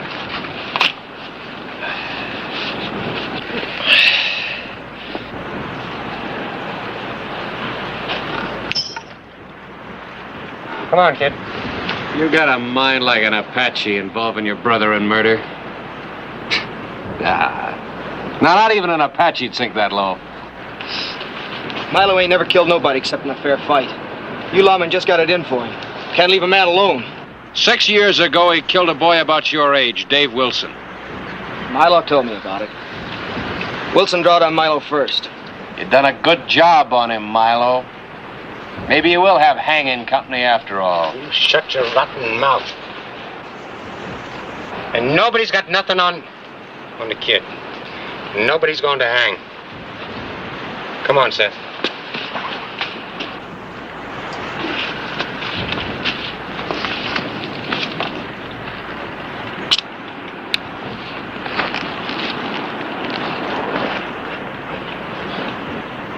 Thanks, kid. Well, come on, what's holding you? Pick up that gun belt.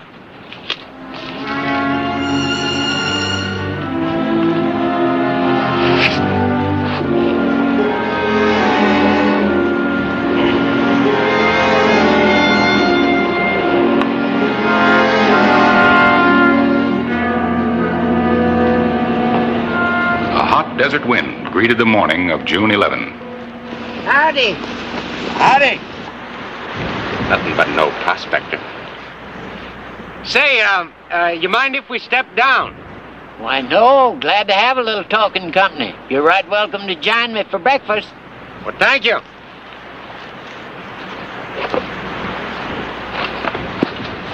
You loosen the cinches on the horses. I'll do the talking.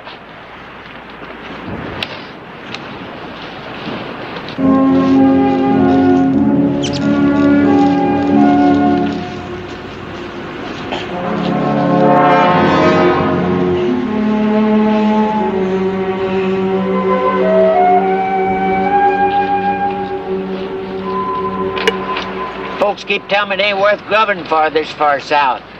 Just wait till I get to that S there. I'll give them their comeuppance. Well, you got to admit it is pretty far south for silver. Didn't say nothing about silver, mister. Ain't nothing else worth looking for in this part of the country. All you young'uns are alike. Think you know everything. Well, you're right about one thing. There ain't no silver down here. Well, you know, these hills been gone over hundreds of times. If there'd been anything here, it would have been found by now. That so? Sure, I mean, it's just common sense. You ask me, you're wasting your time. You ought to go up north. I understand that's where the big strikes are being brought in. Know-it-alls. Think nobody knows nothing except themselves. Whistle a different tune now, though, we bet you bottom dollar. Call that wasting your time, mister? I don't know. What is it? What is it? It's gold. You darn fool. What's it look like? Well, that's gold, huh? Don't look like much, does it? Don't hardly look worth bothering for. I mean, it looks just like so many rocks to me. That ore ought to run 20,000 to a ton. Richest ore ever seen. Don't they teach you fellers nothing no more? Well, I guess not, old-timer, because if I was to see a whole solid mountain of that stuff, I'd probably walk right past it. June 11, 1888. Clay Hollister was fighting against time as the broiling sun climbed in the sky.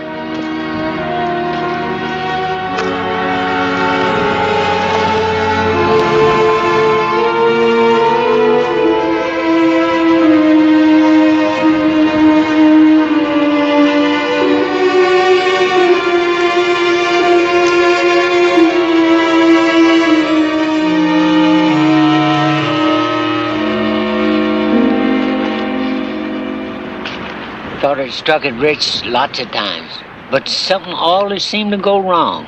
But not this time. Old Deed hit it for sure this time. Made sure wouldn't nothing go wrong. That's good. Nothing like being careful, is there? Hey, Seth, listen, you better go get the horses ready. We got some miles to cover.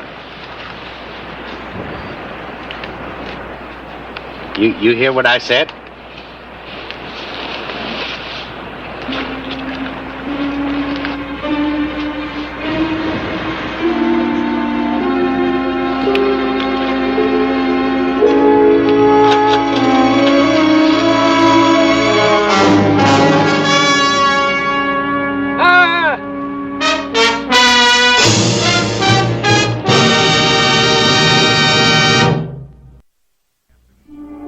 The afternoon of June 11, 1888.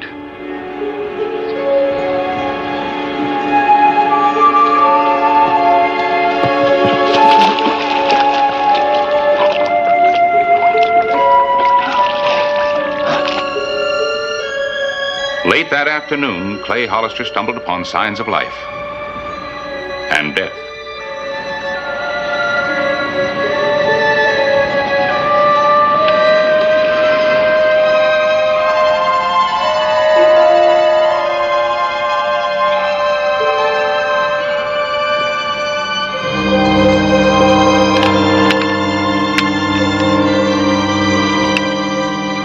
The night of June 11.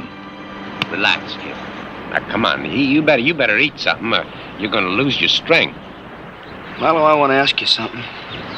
Sure, what is it? How long you been lying to me about things? Lying to you about what?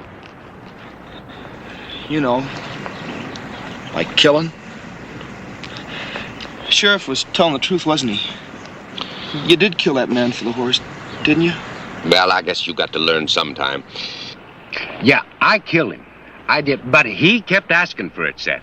You remember how old Jamie was. Every time I'd see him, he'd start in with that murdering talk of his. You know, you're a killer, Milo Wade. They ought to hung you. One of these days they're going to string you up, and that kind of talk till he was driving me loco, so I just shut him up. But I shut him up good. I say that, I did. You didn't have to listen to it. Look here, Seth. Now, you and me is brothers. See, we're blood kin. Us two is all we got in this world. Seth, you just don't know how rotten folks can be to people like us. I mean, you got nothing in your genes, so they treat you like dirt. Let me tell you something. I've had a plan for a long time now how I can beat them, Seth. You know what we're going to do? We're going to jump across the border into Mexico, and we'll buy us a place of our own, just the two of us, and we'll live a good life. No more running from people, no more wanting for things that just... Maybe it'd just be better if you went without me, Milo.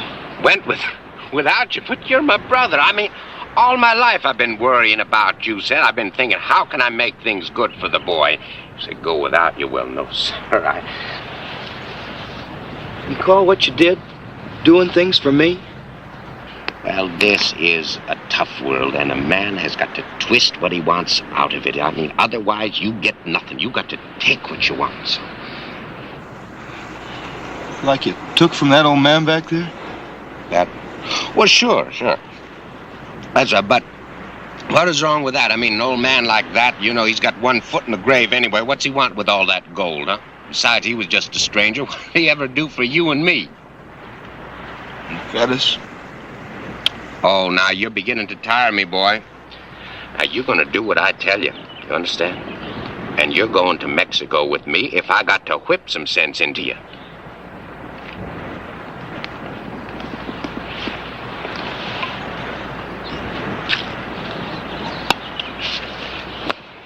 Come on, let's get some sleep, huh?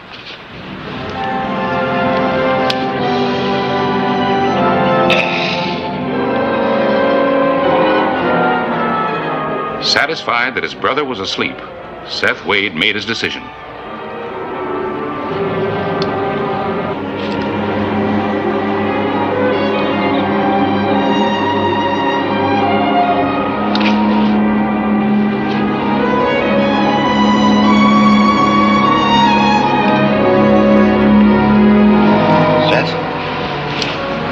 Seth, where are you?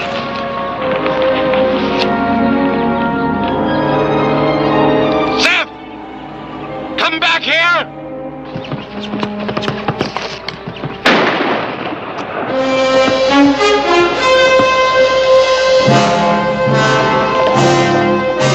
Seth? What'd I do? Seth!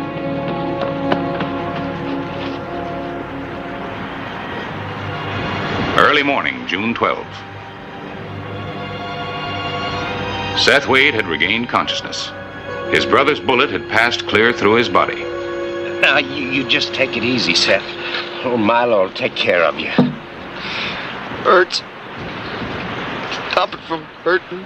I didn't mean it, boy. You got to believe me. I wouldn't hurt you for the world. Here, let me have a look at it. But I couldn't let you go, Seth. You're all I got. Oh, it hurts. Please, let me die. No, you're not going to die. I'll get help, Seth. But you're not going to die. I promise you. Only those horses hadn't been spooked. I'll go for some help.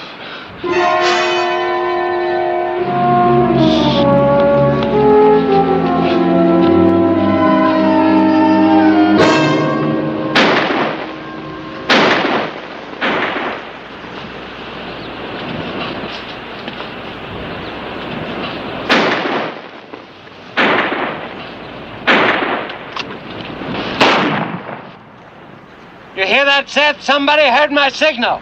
You just hold on, boy. It's not going to be much longer.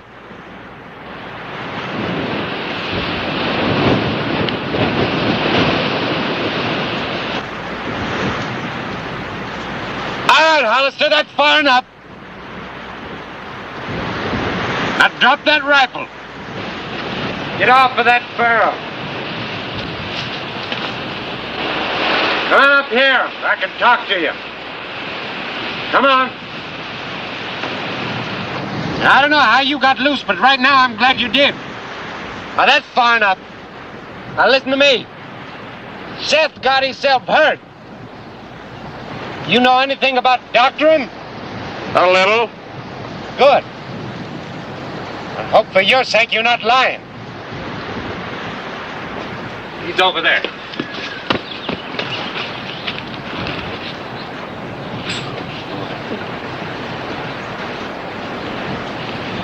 How'd it happen? What difference does it make? Just do something, will you? There's nothing I can do. He needs a doctor. Listen, don't lie to me. I swear I'll kill you where you stand. Look, I'd help the kid if I could. You know that. Well, will you help me get him on that burro? Then I'll take him You'll into kill town. him if you do that. Did you do it? Oh, it was kind of an accident. All right. There's a doctor in McNeil, 15 miles from here. There is? Well, maybe I could make it. If you do, the first man that sees you'll put a bullet in you. You've been posted in every town for 50 miles. Maybe so, but I got to take that chance. Real fond of him, aren't you? Well, that's a fool question, of Well, course. you got just one chance to save him. I'll ride for help, but there's a condition. What's that? Give me your gun and wait here till I get back. What are you, out of your mind? Clay.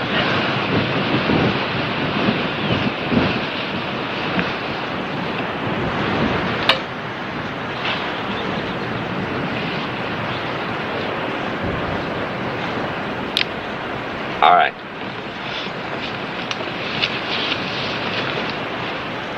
Ride.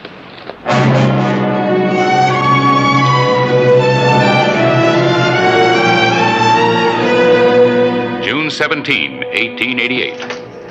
After 8 days on the desert, Clay Hollister had returned with his prisoner. Well?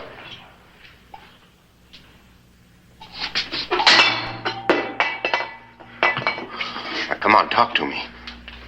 How is he? Well, is he going to live? Yeah, but he'll never walk again. Your bullet chipped his spine. It did? Milo Wade began to realize that a slug from his gun had paralyzed his brother for life.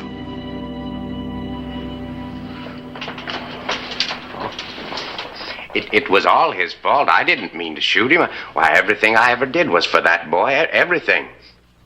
Does he appreciate it? No. He looks at me like I was some kind of dirt, and then while I'm trying to sleep, he goes sneaking off. That's what he does. Well, good for him. Maybe now he'll learn to appreciate what I was trying to do. What did you do for him? What was I trying to do? I'll tell you what I was going to do. I was going to peddle the old man's claim, and then we was going to go down to Mexico and buy us a little place of our own, just the two of us. Now somebody else going to be enjoying all that gold. There wasn't any gold, Milo. What are you saying? Old Dietz' ore was just iron pyrite, like all the other claims he made.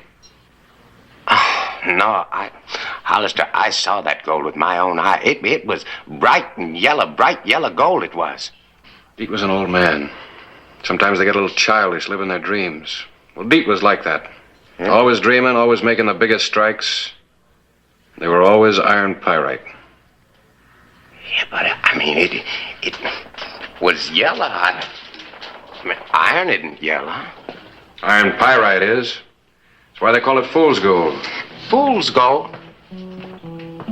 Fool's gold? But, well, ain't that something? All of that for nothing? For fool's gold? Well, that's some joke on me, isn't it, Hollister? Fool's gold. Whistle me up a memory, whistle me back where I ought to be. whistle a tune that'll carry me to Tombstone Territory.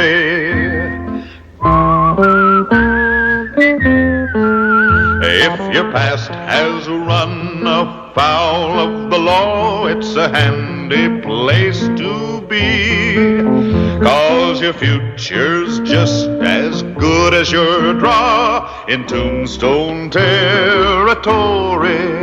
Whistle me up a memory, whistle me back where I wanna be, whistle a tune that'll carry me to Tombstone Territory. How do you like the West, Barton? From what I've seen, it should be very interesting. Glad my father was finally convinced that I should learn more about life. Under controlled conditions, of course. Oh? Oh, Dad's quite a remarkable man. Yeah, I can vouch for that, Clay. I had wanted Barton here to help me out over at the epitaph, but... Well, no offense, Mr. Cliburn, but I certainly would like a job here. Here? Yes, sir. Could I be one of your deputies? Well, Lee here's my regular, and I have other good, experienced men to call on. Well, I'll do anything for no pay. All right. If you don't mind starting at the bottom, I guess I could use a handyman, jailer.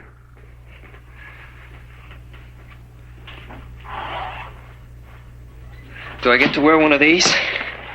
Well, no, I'm afraid you'll have to wait for that. My ceiling couldn't stand it.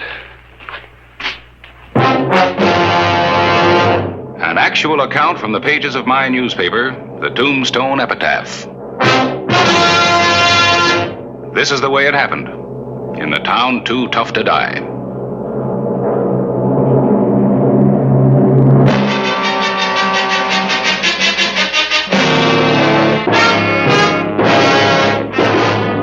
Tombstone Territory.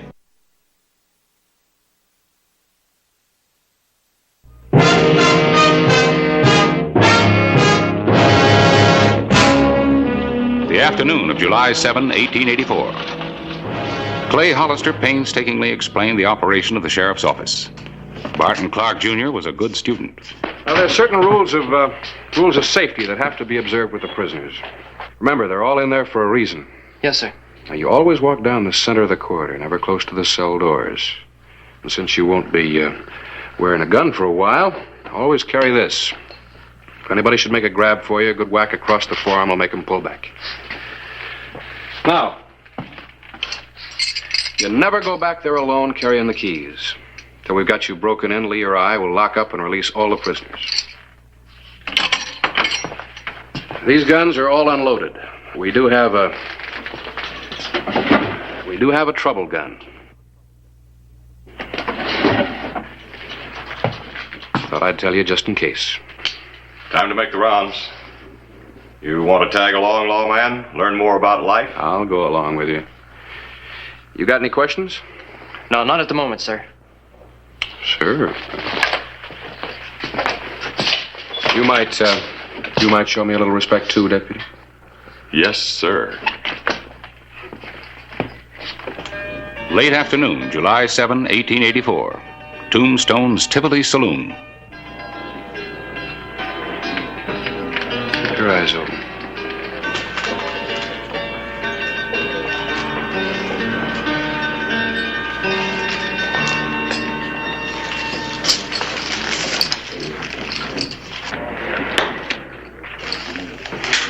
Mi amor, mi corazón.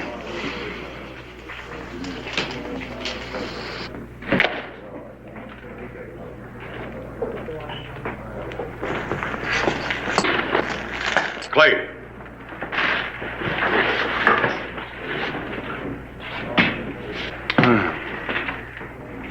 This the new boy?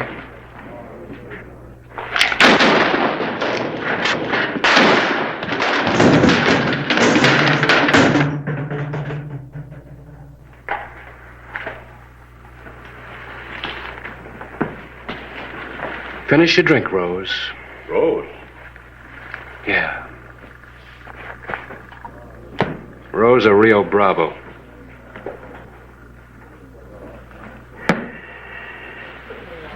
Shall we go? Take her in, Lee. I want to check her out. She probably got more men staked out.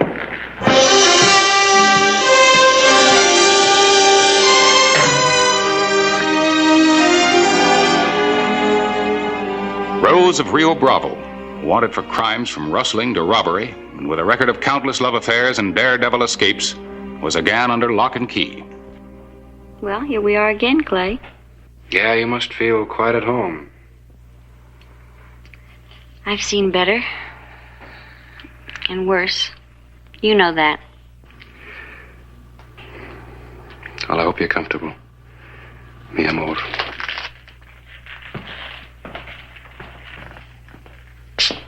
She's gonna need some privacy till they pick her up from Texas. Hang up some blankets at night. Yes, sir. Who'd ever think of that slip of a girl as a Rose of the Rio Bravo? Dynamite comes in little packages. Rio Bravo? Mexican name for the Rio Grande below the border. According to reports, she drove thousands of head of cattle across the Bravo while the customs officials slept. Or, thanks to her charms, looked the other way. You sure seem to know an awful lot about her, Clay. Well, it's my business to know about wanted people. You spent some time in Texas before you came here, didn't you? That's right, Harris. Lee, you book her. I'm gonna wire El Paso. Mr. Hollister, what do you want me to do? Get the suppers.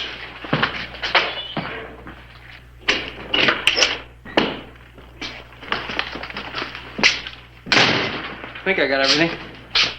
We won't have to feed her long. Should be hearing from El Paso in the morning. Hold it, kid. Yeah, you've always got to count the silverware. Bent forks open many a lock. Oh, and incidentally, be careful of Rose. She's walked out of stronger jails than this one. Yes, sir.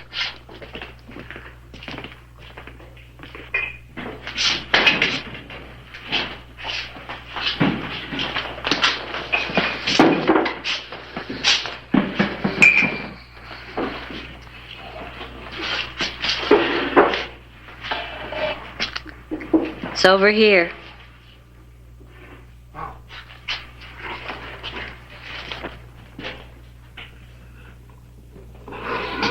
Supper, ma'am. Just pass it through.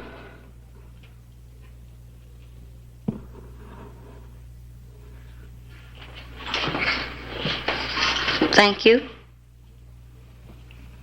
Welcome.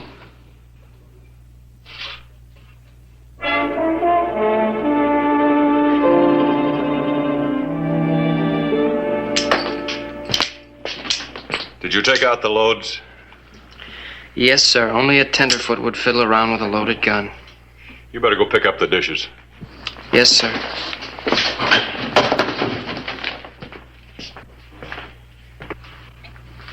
You didn't eat much. I can see you don't eat here. Oh, no. The editor and I, Mr. Clyburn, are going to have dinner later at the Maison Dorée. Must be very expensive. I really don't know yet. I just opened an account. I guess I'll find out.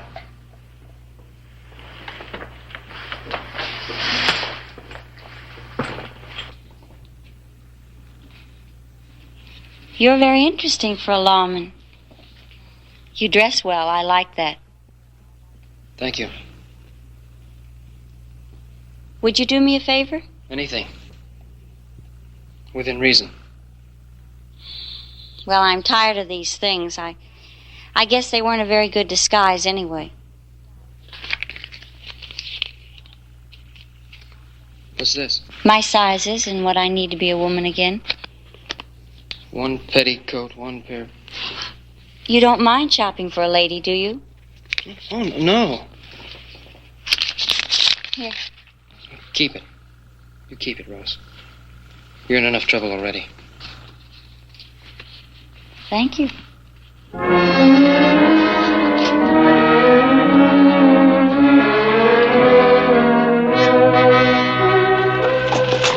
The morning of July 10, 1884. Young Clark was showing an impressive dedication to his job. Well, you're going to earn that badge yet. How's everybody in the hotel? Rose isn't up yet. Well, you see, being in jail is kind of like being in the Army. You rise and shine for morning inspection. Morning, Smiley.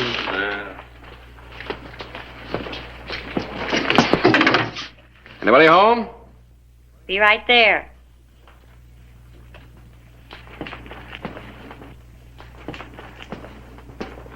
Everybody's accounted for. You better get the breakfasts. Yes, sir. Good morning.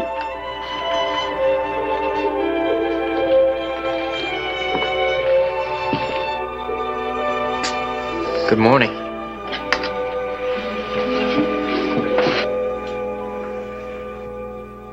You have good taste. You like it? Oh, yeah. I better get your breakfast. And bring mine, too. Barton. She'll be going back to Texas real soon. Yes, sir.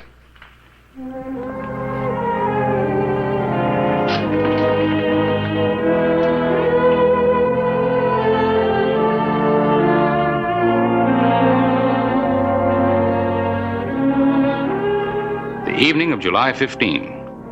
Extradition proceedings were delayed. Rose of Rio Bravo had been in the Tombstone jail a week. I'm lucky. What'll they do to you?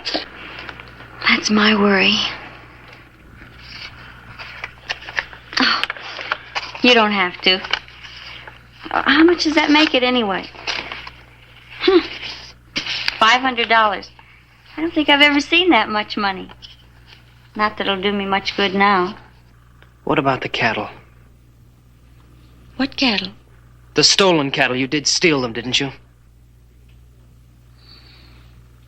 You believe that, too? Let me tell you the truth, Barton. My father used to bring in cattle from Mexico and drive them north to market. It was a way of life. Then came the crooked politicians. Pay 50 cents a head to drive them into the Rio Bravo. Another 50 cents a head to get them on American soil. Tribute to Mexican officials, tribute to American officials. So what do? That still doesn't give you the right to steal. Steal? You drive them across at night and risk being shot at in the bargain. Graft, nothing but graft on both sides of the border. What about the other men? What other men? No. Men just seem to want to marry me. I win again. Yeah. Want a deal?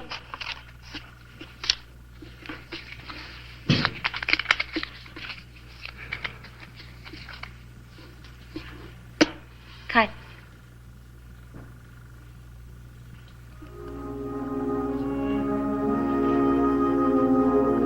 Yes, Mr. Clark?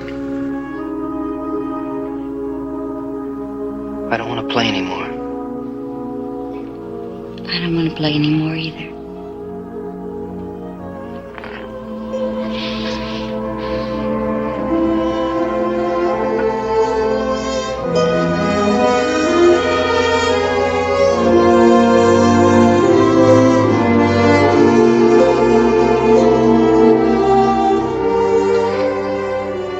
Don't fall in love with me. I already have.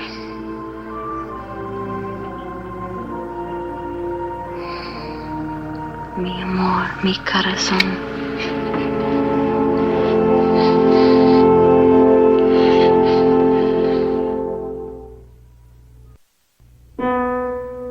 The night of July 16, 1884. Hey, got a little something for you. Hey, You're making me a deputy. Oh, well, not yet. You're still a jailer, but now it's official. You've come a long way since that day you shot the hole in my ceiling. Congratulations, Mr. Clark.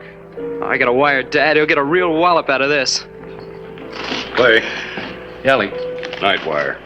Extradition papers are in order. Deputy will be through tomorrow on his way to Texas to pick up Rose. You know, it seems a shame that a bright, pretty girl like Rose ever got started on a career like hers. Yeah. Call it a night, Lee. I'll take the late rounds. Right. Hey, Lee.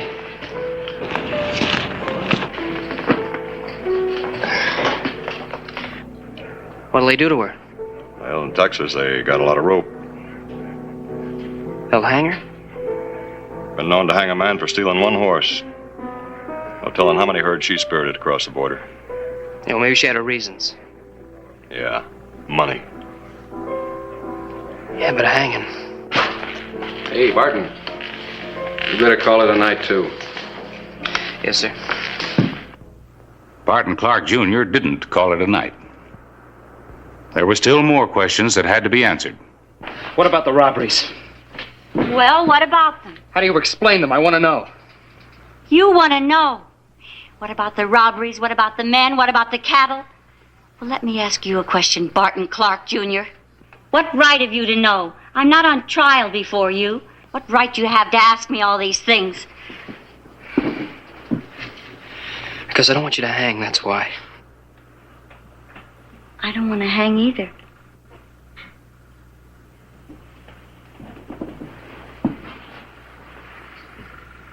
Above all, I don't want to hang now. There's nothing you can do.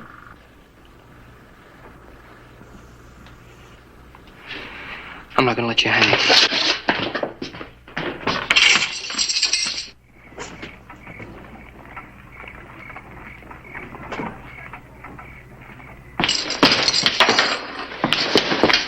Here, you'll need money. You better take this. Barton, come with me. I can't. We'll meet later. I'll try to cover this somehow.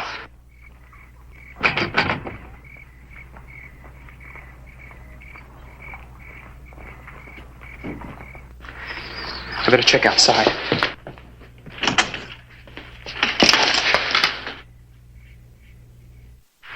No, Rose. Not this time.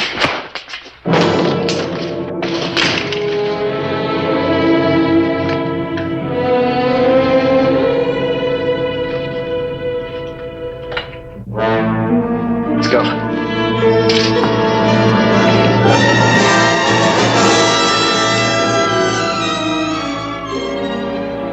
Let's go.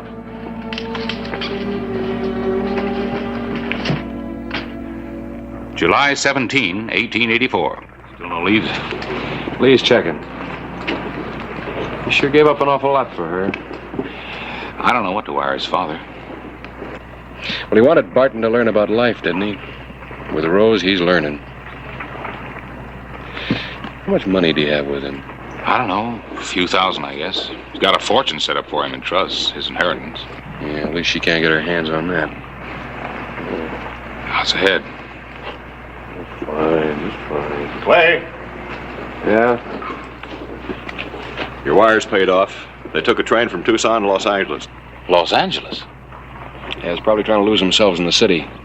Well, they're about to be found. That's my favorite gun. I'm going with you. It's up to you. His father said something else. I took it as a joke at the time. It doesn't seem so funny now. He said not to let him get killed. I hope he doesn't. Clay Hollister and I took the stage to Tucson and the first train to Los Angeles. July 21, 1884, the City of Angels. But the girl we were looking for didn't wear wings. July 22. If they were still in Los Angeles, they had covered their whereabouts well. Well, there's not many hotels left. I'll go check those at the other end of Main All right, Street. remember, she's probably disguised as a boy.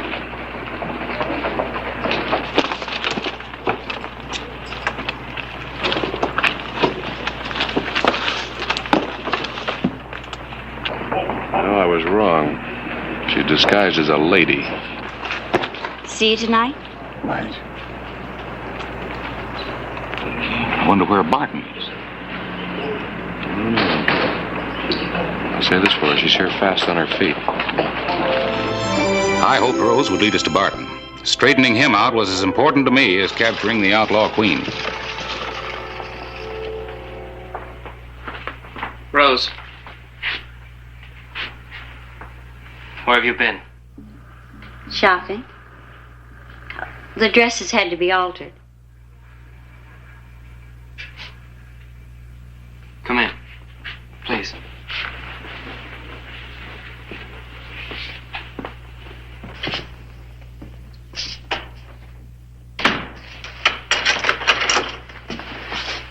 I thought we'd better eat in. Maybe leave for San Francisco tomorrow. We can't be too careful. I don't want to leave yet. Well, I have a feeling we should. Can we afford San Francisco? I found somebody that would cash one of my checks. Dad'll be finding out about it soon. I'll get a job. The house detective informed us 2 people answering their descriptions registered under different names. We warned him that they were armed. Locked, but they're in there. Any other way in? Balcony. Show me. You wait here. Clay, no shooting unless you have to. Naturally, I've been thinking how wrong it was, what we did back there. Yet I've never been happier. You're a smart young man, Barton. Don't trust me too far. It's too late. To us?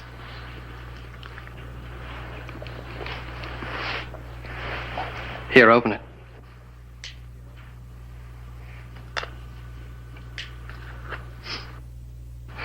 It's beautiful.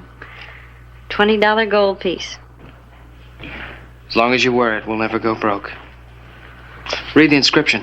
I think I can tell you what it says.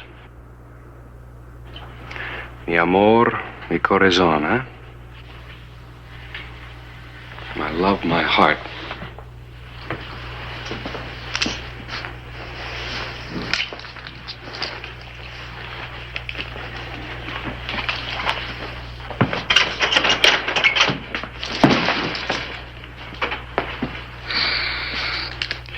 All right, Harris, keep an eye on her. She's got my other gun around here somewhere.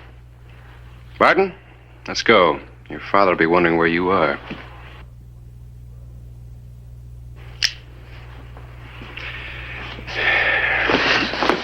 Hold it!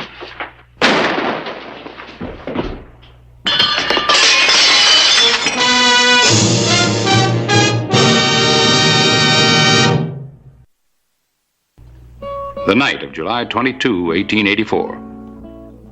Where's Rose? He's in jail again. Dad always said look for the good in people. There's a lot of good in Rose. A lot of bad in me, I guess. Sorry, Clay. You better not talk anymore. You're a newspaper man. You have a pencil and paper.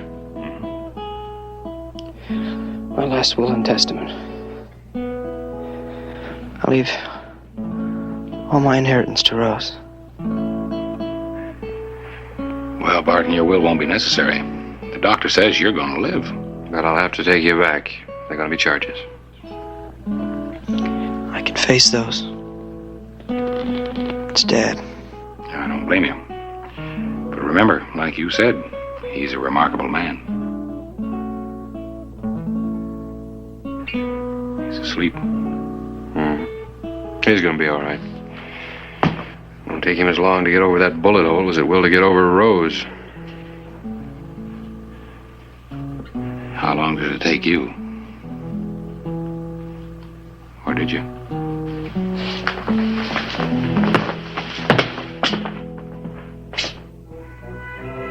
Rose of Rio Bravo was sentenced to 10 years in prison by a sympathetic male jury. She was soon released by the warden, who developed a keen interest in her case. Mi amor, mi corazón.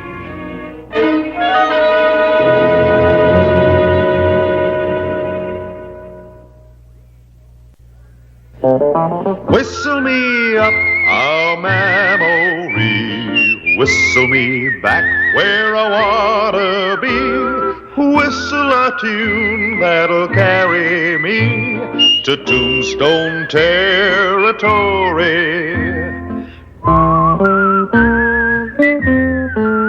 If your past has run afoul of the law, it's a handy place to be, 'cause your future's just as good as your draw in Tombstone Territory.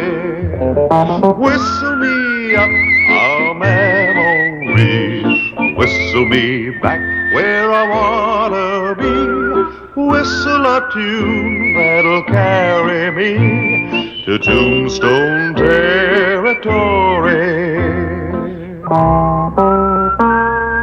In Tombstone, he was to be returned to Tombstone to stand trial in the United States Circuit Court. You let me out of here! You ain't got no right to hold me in here. You hear me? You let me out of here! You'll get out when the sheriff from Tombstone picks you up, and not before. Now shut up and lie down. You ain't got no right to hold me in here. I didn't shoot nobody in Tombstone. Now, why don't you lay down like the sheriff says? Jail ain't so bad once you get used to it. Yeah. Well, I ain't ever gonna get used to it. Not never. Then lay down. On the bench. Closer. We can break clean out of here, kid. But I didn't kill nobody in Tombstone. He can't hold me for that. Maybe. But that Tombstone sheriff's gonna pick you up anyway, right or wrong. Now try it my way. Free or dead. There ain't no in between. All right. You tell me what I gotta do. It's easy.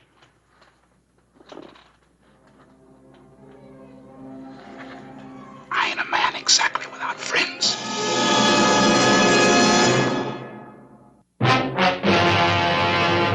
An actual account from the pages of my newspaper, the Tombstone Epitaph.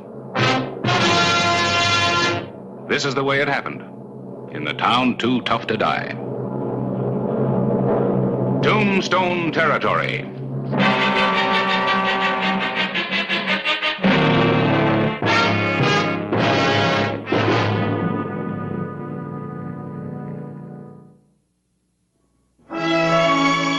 That same morning, November 8, 1881, I finished a small notice about the capture in Red Rock of one Robert Pickett, accused of killing a storekeeper about a year ago. I put my paper to bed.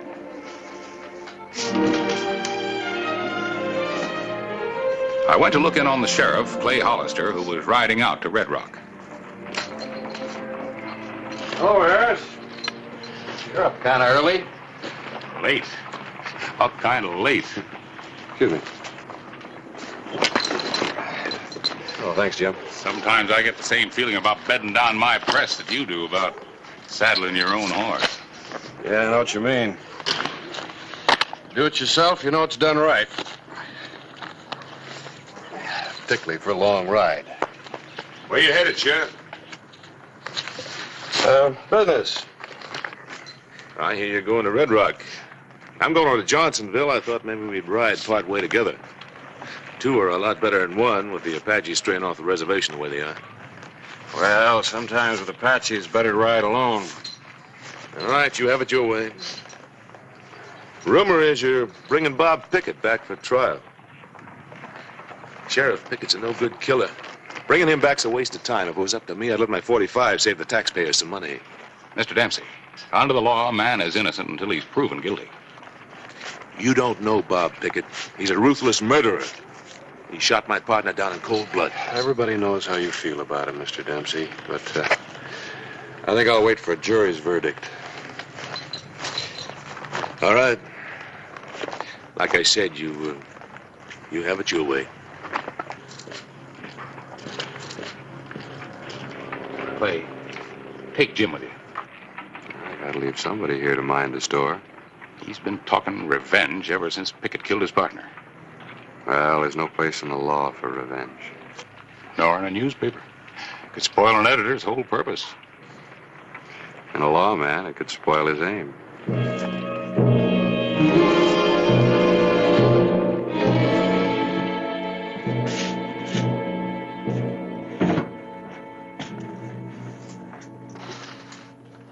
Remember now, Pickett. When we hit that street, you grab the first horse you see. And whatever way I go, you go the other. Now, if you get to Johnsonville first, you wait for me. If I get there first, I'll wait for you. That is, if you want to join up with me. Yeah, I do.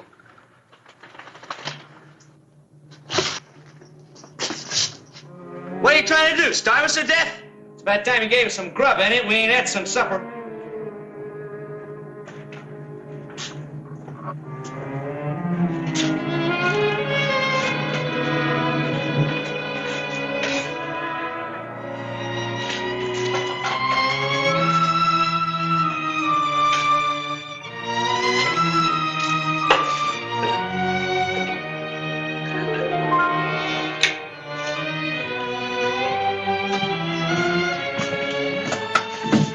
Don't make a move.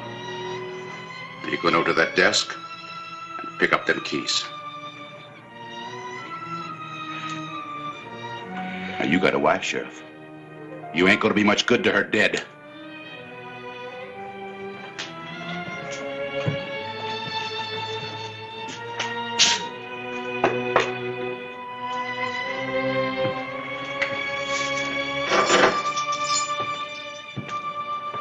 Hold it. Now throw him here. I said throw him. Right there, keep still.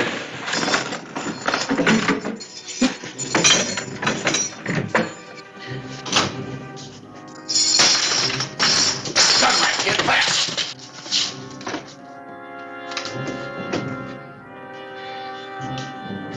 Come on, come on.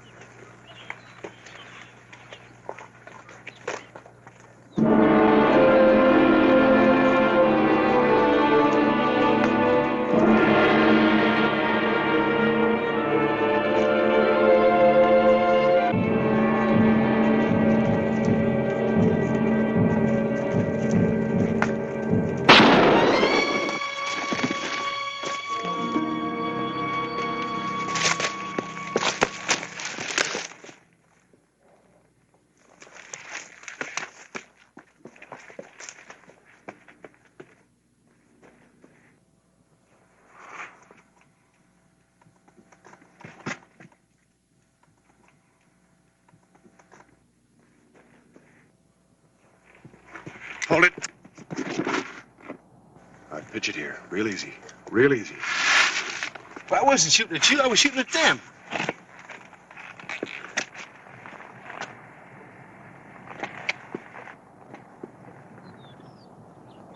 How many of them were there? Well, there's one this morning, but 3 haven't been following me since noon, but I've only seen 2 around here. Where's your horse? He's down there. You better go get him.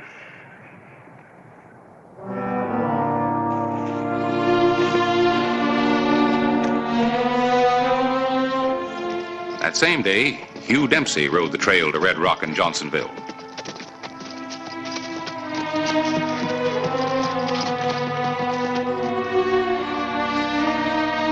Dempsey was determined that Pickett would never return to Tombstone.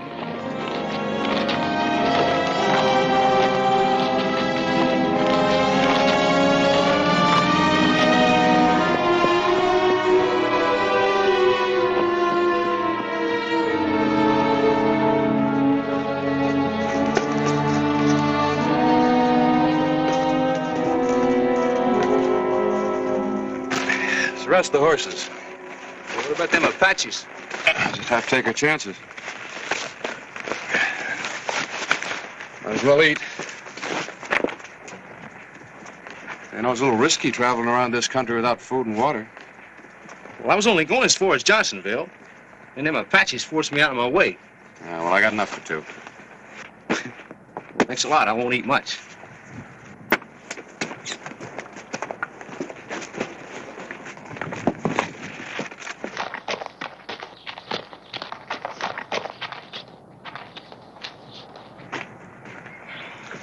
Not much of a selection.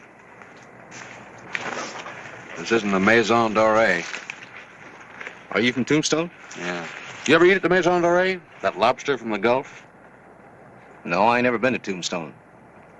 But I heard about the Maison Dorée. How far do you suppose we are from Johnsonville? With or without Apaches?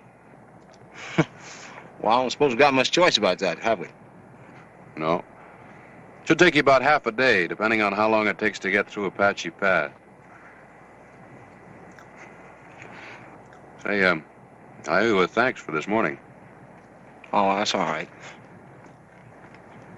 You think them Indians are still following us? It's kind of hard to say. What part of the country are you from? Me? I'm from Oklahoma. Where you headed? Red Rock? What part of Oklahoma? Oh, northwest part of the country. Well, what do they call you in the northwest part of Oklahoma? Gray, Sonny Gray. This is your first brush with Apaches, isn't it? Yep. Well, we don't have any that's wild like this back in Oklahoma. It's a white man. I'm sure glad of that. Yeah. We can use all the eyes we can get going through this country.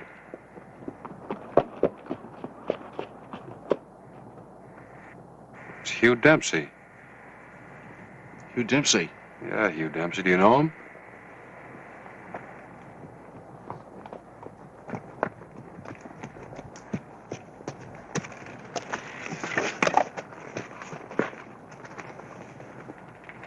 Put that away, Dempsey. That's right, Mr. Dempsey. You don't need it. I don't. You put down that rifle. Now drop your gun belt. Drop it. What's this all about? You know who this man is? Yeah, I just met him. His name's Gray. This is the man you started out to get. His name is Bob Pickett.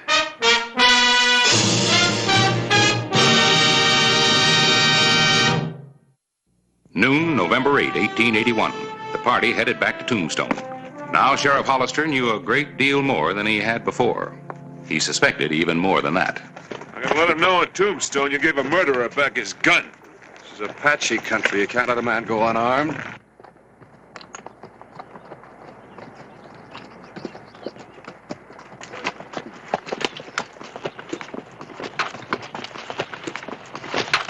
Don't draw that gun, Pickett!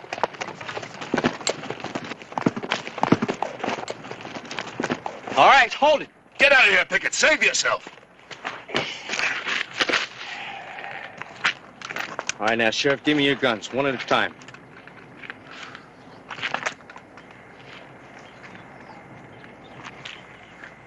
I guess you know he tried to shoot you in the back. That's a lie.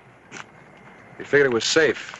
He'd trick you into going for your gun, and the killing would be self-defense. That's another lie. I just tried to draw his attention so you could get away. I want to hear it from you, Sheriff, and I don't want no lies about it. Charge against you in Tombstone's murder. I never killed anybody. Dempsey says you did. Hogwash. Just suppose you tell me who he said I killed. His partner. Son, I never said any such thing. As soon as we get back to Tombstone, you can check on it. Dempsey laid the complaint against you. It's a matter of record. Dempsey killed his partner, Sheriff, and I saw him do it. Pickett, you just saw me try to save you. Can't you see he's lying? He's trying to split us up, and you're letting him do it. Now he's going to have to kill us both, Pickett. Because I know, too. Are you going to believe him or me? Son, I still need you to help me with the store. From now on, we can be full partners. Like he says, maybe you will be his partner. But you know better than anybody what happens to his partner. Both of you shut up now. I got to think about this. Come back to Tombstone and see for yourself. Pickett, if you go back to Tombstone with Hollister, you're going to hang. We're going to Johnsonville.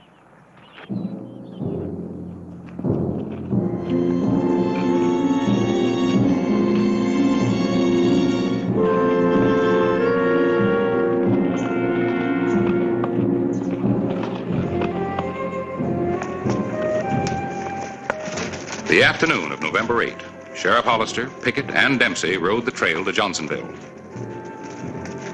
All the guns still in the hands of Pickett.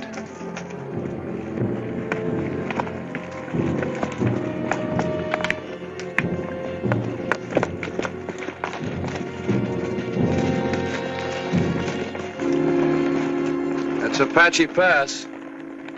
We'd be better off to head north and then cut back to Red Rock. Now, I got to get to Johnsonville. I promised somebody. Now, you lead on.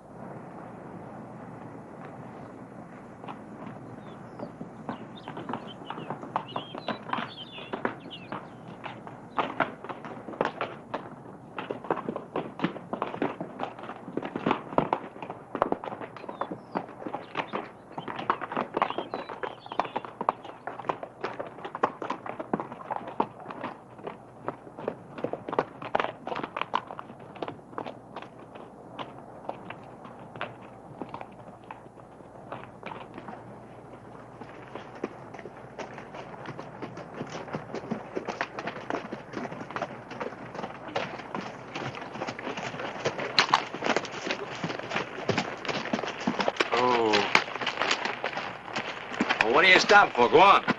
I think you're going to have to decide whether to trust the Indians or me. And how do you know there's Indians around here? I don't. But if there are, I'll be more help with a gun. So will I. And supposing there ain't no Indians? And either way, you keep your scalp.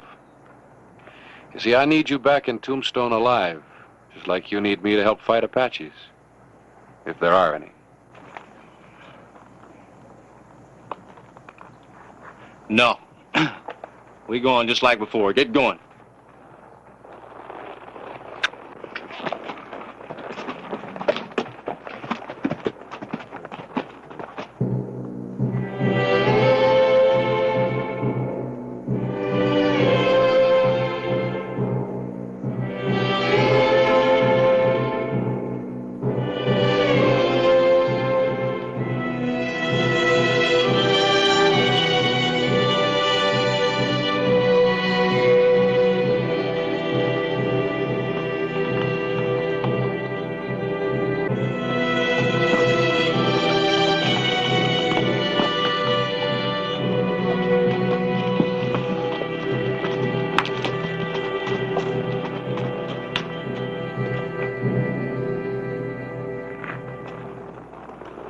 Don't act like you suspect anything, but that body's probably Apache bait. We're too far into the pass to back out now. We better look like we've taken the bait. All right, the fun's over. Give me the guns. Give them to me.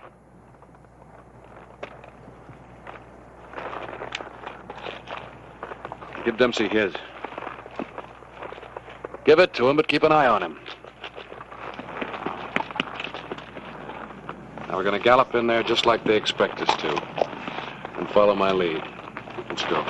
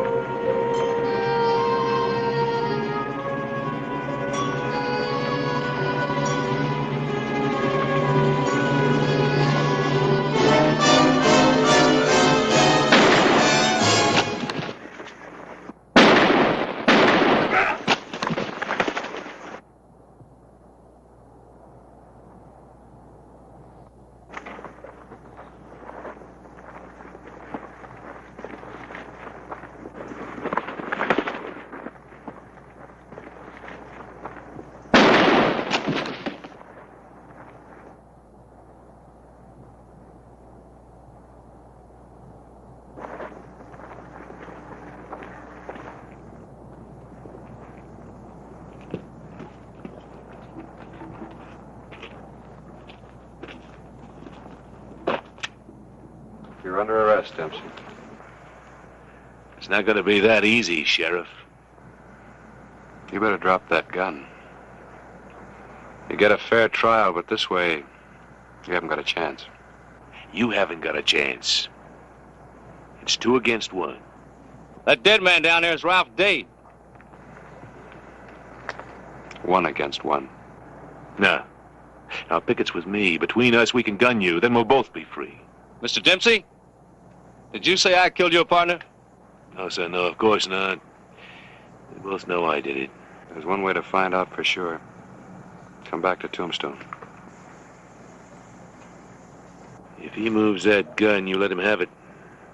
Killing's not that easy, Dempsey. Not for most people. It leaves a heavy mark like it has on you.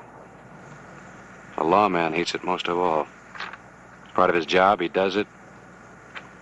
But he never forgets it.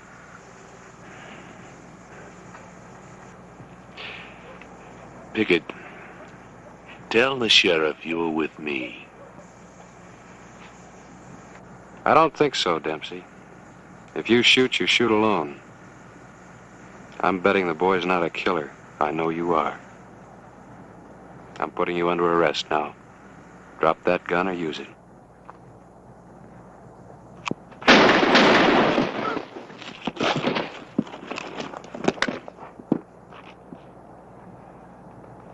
All right, Pickett, let's go.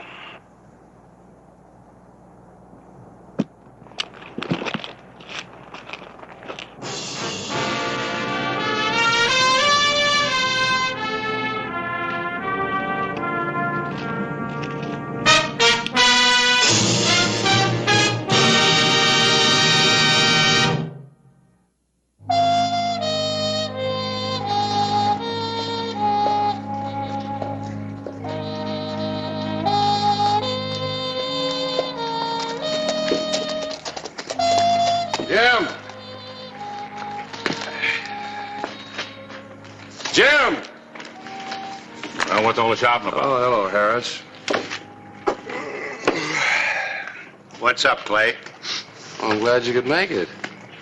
Take him on back. that Pickett? Yeah. He's not a bad-looking boy. Well, I better get this over to the funeral parlor. Who's that? Dempsey? Pickett killed him, too? No, I killed him. He was trying to resist arrest for the murder of his partner. Dempsey? Never even occurred to me. No wonder he was so anxious to see Pickett dead. Wouldn't it be ironic? How's that? They buried Dempsey next to his partner on Boot Hill.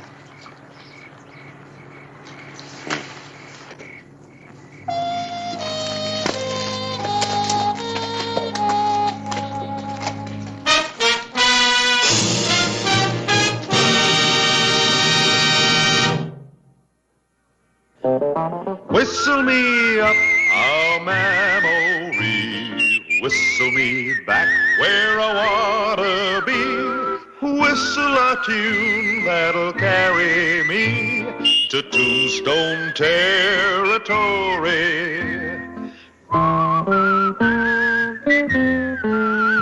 If your past has run afoul of the law, it's a handy place to be, 'cause your future's just as good as your draw in Tombstone Territory. আপনি এখান থেকে চলে যান। লালি, তুমি না আমারে বলছিলে আমারে না পাইলে তুমি ব্লেড দিয়ে আমার নাম লিখে হাত কাটবা। আজকে তোমারে না পাইলে আমি হাত কাটবো, তোমার নাম লিখবো হাতে আমি। আরে পাগল নাকি? কি করবা লাগছে?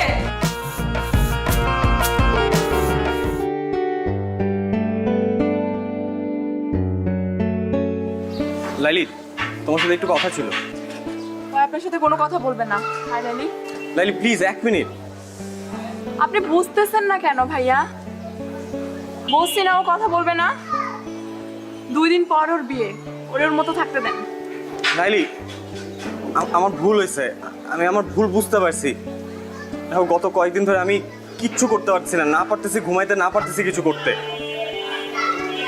আমি তোমার সাথে অনেকবার দেখা করতে চাইছি, আমি পারি নাই, আমাকে দেখা করতে দেয়া হয় নাই। আমি তোমাকে ভালোবাসি লাইলি। আপনি হাঁচড়ে আমারে ভালোবাসেন? নিজের থেকেও বেশি। তাহলে আমি যা কমু তা শুনবেন? অবশ্যই। কি করতে হবে বলো? আপনি আমার পিছন পিছন ঘোরা বন্ধ করে দিবেন। লাইলি, কি বলতেছে এসব? আপনি তো আমারে কইছেন আমি আমার ইজ্জত খোয়াইছি, লগে আমার পরিবারের ইজ্জতও খোয়াইছি। আমার আব্বাই ছেলে পক্ষের কথা দিয়ে দিচ্ছে। আব্বারে তো আর ছোট করুন না, নিজেরে যথেষ্ট ছোট করছি। আব্বার ইজ্জতে কোনো দাগ দেব না।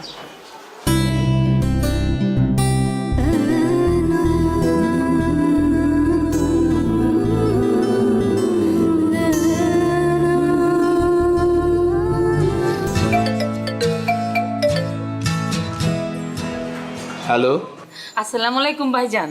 ওয়ালাইকুম আসসালাম। আমি নীলের আম্মা কইতাছি। আপা, আমি জানি আপনি কি কইবেন, আমার কিছু করার নাই। আমি লাইলিরে জিগাইয়া সবকিছু ঠিক করছি। ভাইজান, কইতেছিলাম কি, আপনি লাইলির বাবা, দিন শেষে আপনার মেয়ে সুখটা আপনার কাছে বড়। কিন্তু ভাইজান, লাইলি আমার পোলাটারে ভালোবাসে, আমার পোলাটাও লাইলিরে ভালোবাসে। কিন্তু আপনি যদি লাইলির অন্যখানে বিয়া শাদী দিয়ে দেন, তাইলে তো ওরা কেউই সুখী হইব না। আপা, আপনি কি আমার বাংলা সিনেমা চৌধুরী সাহেব মনে করছেন?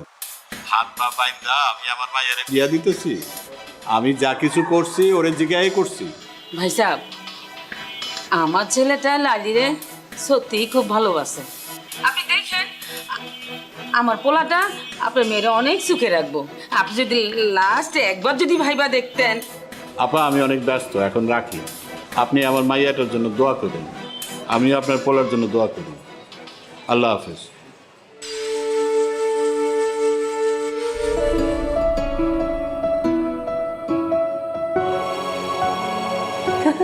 দেখ লাইলির আজ কি সুন্দর লাগতেছে। হ্যাঁ, বহুত সুন্দর লাগতেছে।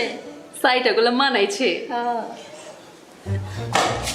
আরে আপনি এখানে চলে কিভাবে? বাইগান বাইগান কইতাছি। লাইলি তোমার সাথে একটু কথা ছিল। আপনার সাথে আমার কোনো কথা নাই কা, আপনি এখান থেকে চলে যান।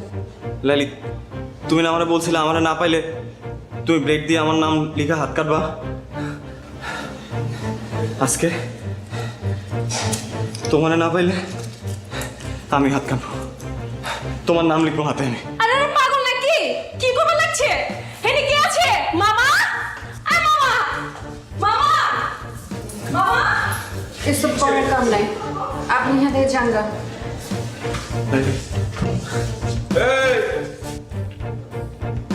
এই চাংরা পোলা, এত ড্রামা শুরু করছো কে? পুলিশ ডাকো। আপনি যারে খুশি তারে ডাকেন মামা, আমি লাইলির সাথে বাঁচবো না। তখন তো খুব কইছিলা লাইলি একটা নাটক বাজ, ওই খালি নাটক করে বেড়ায়। হ্যাঁ, ওর লগে মজা লওয়া যায়, ওর লগে প্রেম করা যায় না, আর বিয়া করুম না। আরে এখন কইতাছো ওরা ছাড়া আমি বাঁচুম না? না, হ্যাঁ, এসব নাটক বন্ধ করো। বিশ্বাস করেন, আমি কোনো মজা নিতে আসি নাই। আমি সত্যি সত্যি লাইলি তোমার নাম লিখবো, এবং ব্লেড দিয়ে না, সত্যি রক্ত জলের নাম লিখবো। লাইলে, তুই রাজি হয়ে যা। না ছেলেটা এরকম পাগলামি করতেছে, আপনার কাইটা লাগবো। এমনি কিন্তু ছেলেটা ভালো আছে। তুই রাজি হইলে সবকিছু ঠিকঠাক হয়ে যাবো। আমি দুলা বাইরে সামলাইতেছি, তুই কোনো চিন্তা করিস না, ঠিক আছে? রাজি আছিস না? আরে রাজি হয়ে যা, আমার না করিস না, ভালো আছে ছেলেটা।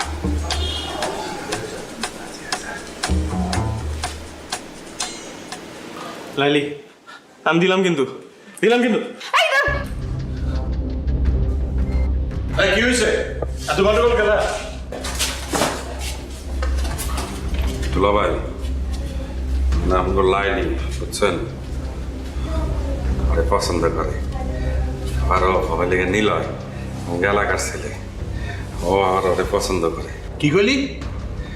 দুইজন পছন্দ করে দুলা ভাই।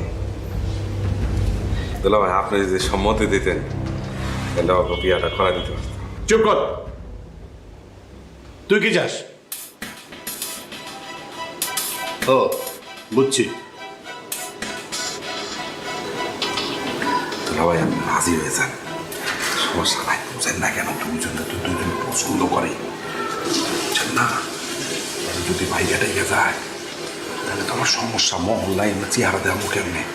আপনি রাজি হয়ে যান, আপনি আমি ওইদিকে সামলান, আমি ওইদিকে ওখানে দেখতেছি। ভাই, আপনি চালান চালান। আচ্ছা, আর যান তাড়াতাড়ি, এত চিন্তা করেন না তো।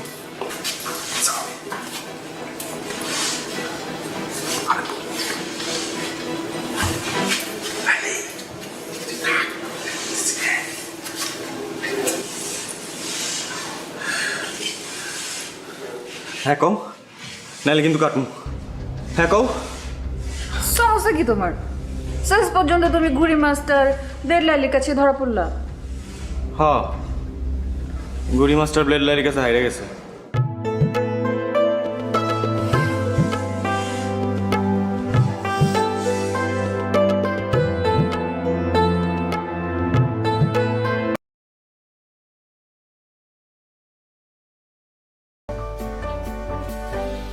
Lắp bắn số phát chết át thì mày qua là bắn nhóc kia chưa? Mày đi, mày đi, bố thắng đi. Đây rồi, đến được giao dòng rồi, có kiếm đồ tanh. Tốc độ cao vậy thôi, 130 quay thì tốc độ cao lắm. Khiếp, 3 thằng tốc độ cao đua nhau à? Anh sắp dừng rồi, anh sắp đến giới hạn. Tật quỷ đây. Đua nhau rồi chứ nhỉ? Sao nó bị nhường lên nhỉ? Đấy, 415 này. Lục mới à? 20 này. Rồi new record. Bảo mà tận 430 quay. Lục mới tận 430 sử dụng có ai vượt qua được. Có tiền à? Đây, add 2. Rồi đây.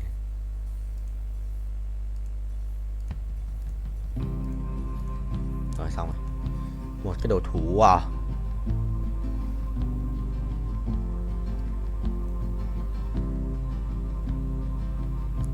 Thôi tượng đi. Đâu có đồ. Thế rồi. Hết rồi. Xì cái xa này. Kéo dài. Là thằng ID cút lắm ạ. Rồi, không phải thằng này.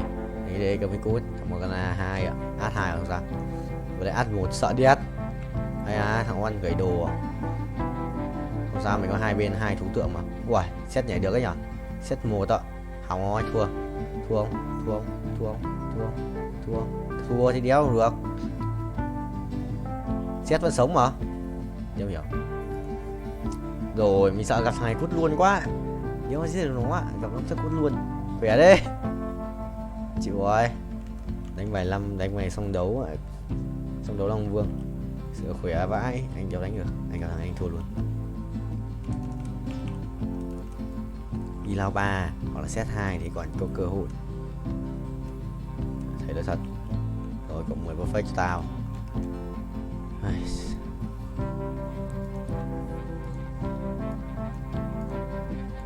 Thằng cầm át nhỉ. Thằng này cầm một con át. Đéo ra át như này. Cười rất chịu. Nó thì lướt à. Anh đặt đi lao 3. Rồi gặp thằng này rồi.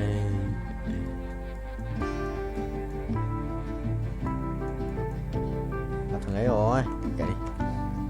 Thôi anh bay tiếp, anh không quan tâm. Không quan trọng vụ nổ lớn. Đi đây kìa, sợ vãi. Ê thằng này xin xuống đây đấy. Rồi xong rồi, thua rồi. Đi rồi. Đi xin xuống. শুনেন কালকের খেলায় আপনি হারবেন। বাবা confidence দেখছো মেয়ে। যদি না হারছেন তাহলে কিন্তু বললাম এটা দিয়ে আমি আমার হাতে আপনার নাম লিখুন। মানে মানে তো তখনই বুঝবেন যখন এটা দায় আপনার উপর পড়বো। সমস্যা থেকে ওই দিনকে তোরে হাত খরচের লেগা 5,000 টাকা দিয়েছিলাম। আবার টাকা টাকা কি গাছে ধরে? আব্বা জান আপনি তো কত টাকাই কামান, 5,000 টাকা দিলে আপনার কি হয়? আমি আপনার একমাত্র আমার মাইয়া, তো আমার পিছনে খরচ করবেন না কার পিছনে করবেন? আমার একটা কুর্তি পছন্দ হয়েছে, ওই কুর্তি আমি কিনতে চাই। কুর্তি মূর্তি লেহেঙ্গা ওড়না এসব দিয়ে তো ঘর বইরে গেছে, হাঁটুনের বি জায়গা নাই। মন চায় তোর এগুলা নাইজেরিয়া বুলগেরিয়া আর উগান্ডায় পাঠাইয়া দেয়। আচ্ছা এত কিছু কিনানোর দরকার নাকি? কি করতেছেন আব্বা? একটা শখ করছি, শখের দাম লাখ টাকা। শখ যদি না মিটে তাহলে এই জীবন রেখা লাভ কি? আপনি যদি আমার টাকা না দিচ্ছেন তাহলে কিন্তু আমি কয়ে দিলাম ব্লেড দিয়ে হাত কেটে নাম লেখা ফেলাম। আচ্ছা ব্লেড দিয়ে এই কুর্তির লেগে হাত কাটানোর দরকার নাই। আমি বাইরে যাওয়ানোর সময় তোরে টাকা দিয়ে যাবো। থ্যাংক ইউ আব্বা।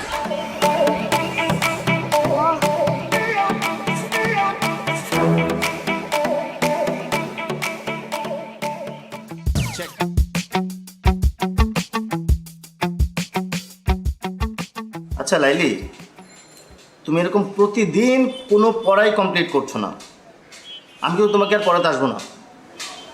আসেন না, আপনারা ক্যাথাই কইছো এতে আমি কইছি। শেষ পর্যন্ত তোমার বাবার কাছে আমাকে কমপ্লেন করতে হবে। আপনি আমার বাপের কাছে কমপ্লেন করবেন? পড়াশোনা করছো না, বাবার কাছে কমপ্লেন করবো না? অবশ্যই করবো। ঠিক আছে, আপনি যান, আপনি আমার বাপের কাছে কমপ্লেন করেন, এদিকে আমি ব্লেড দিয়ে হাত কেটে আপনার হাতের নাম লেখা রাখবো এখান দিয়ে। দেখো এইবার না হয় আমি তোমার বাবার কাছে কমপ্লেন করবো না, কিন্তু তুমি যদি পরীক্ষায় ডাব্বা মারো তাহলে তো আবার আমি শেষ।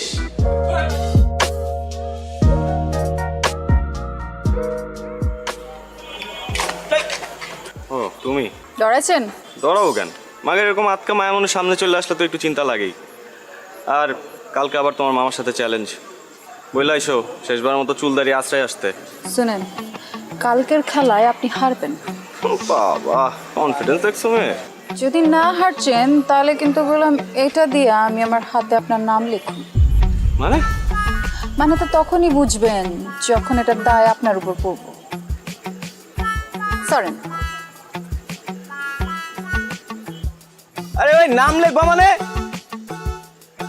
কি মুসিবতে বললাম, জিততে না পারে এখন 2 নাম্বারই।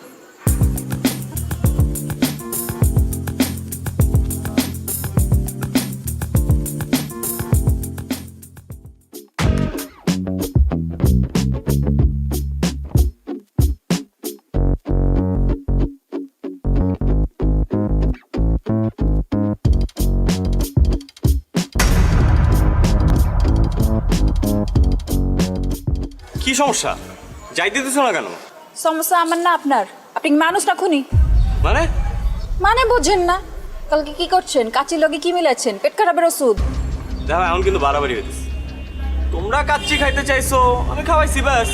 আর কারো যদি পেট পাতলা হয়ে যায়, কেউ যদি হজম করতে না পারে, সেটা তো তার সমস্যা, আমার না। বাড়াবাড়ি আমরা করছি না আপনারা করছেন? মানে ইচ্ছে করে আপনারা খান নাই কালকে, তাই না? যাতে আমার লগে প্রতিশোধ নিতে পারেন। আর যদি নিতে চাই সেটা কি দোষ? 3-3বার ঘুড়ি চ্যাম্পিয়ন আমি, তোমার কারণে আমার হারতে হয়েছে। হারছেন তো কি হচ্ছে? মাঝে মাঝে কিছু জিতবার লাগা কিছু হারতে হয়। এই তোমার কাছে হাইরে আমি কি জিতছি? হ্যাঁ, আমারে জিতছেন, আমার মন জিতছেন। এই দেখো তুমি আমারে আবার কোনো কিছু তো ফাঁসে দিচ্ছ, আমি বুঝছি। এইসব ফান্দে আমি পা দিতেছি না, প্লিজ। আমি আপনারে ফাঁসাই নাই, আপনি আমারে ফাঁসাইছেন। আমি তো আপনার প্রেমে পড়ে গেছি ফ্রি মাস্টার। এক চক্কর আপনি আমার মারবেন, মারেন, কাটতেও ফালান, কিন্তু আমি আপনার ভালোবাসি, এটাই সাইন্স। হ্যাঁ, এর জন্যই তো সায়েন্সে মারো ডাব্বা। যতই অপমান করেন, শাদি তো আপনার আমার লগেই হইব। তোমার মতো মেয়ের সাথে শাদি দূরে থাক, প্রেম পর্যন্ত করতে রাজি নাই আমি। হ্যাঁ, আর এইসব ব্লেড ফেড দিয়ে কোনো কাজ হবে না, আমি ভয় পাই না আর। দেখবো চন্দ্র তুমি কি করো।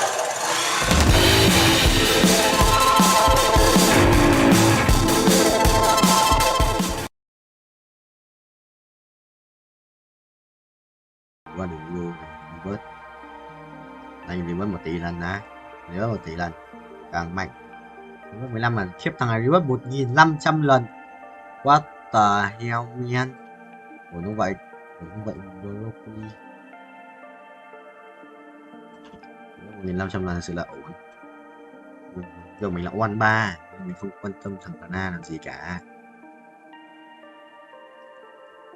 Ok thầy rồi. I see you again. Để lắp đồ cho ấy á, cho lấy đồ cho Asia. Bên chia lên. Bên chia linh binh à, vẫn đập đồng biết chưa? Anh đã chỉnh như thế rồi.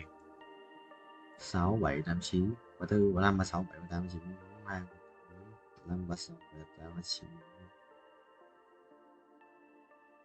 180 vòng à? 10 này, 7 này, 2 lần perfect này.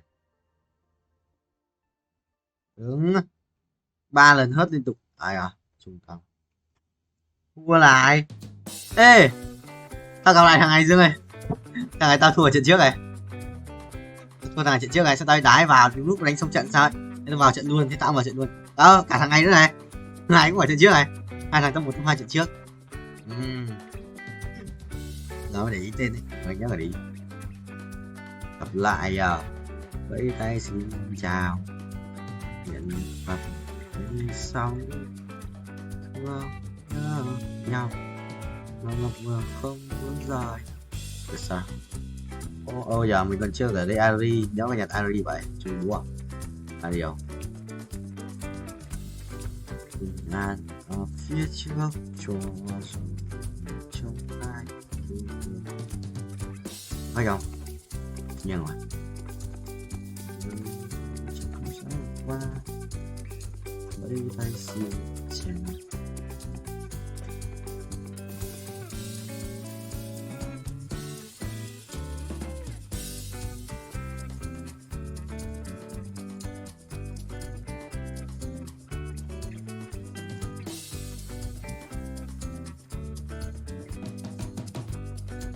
Mày đi đâu chôn à?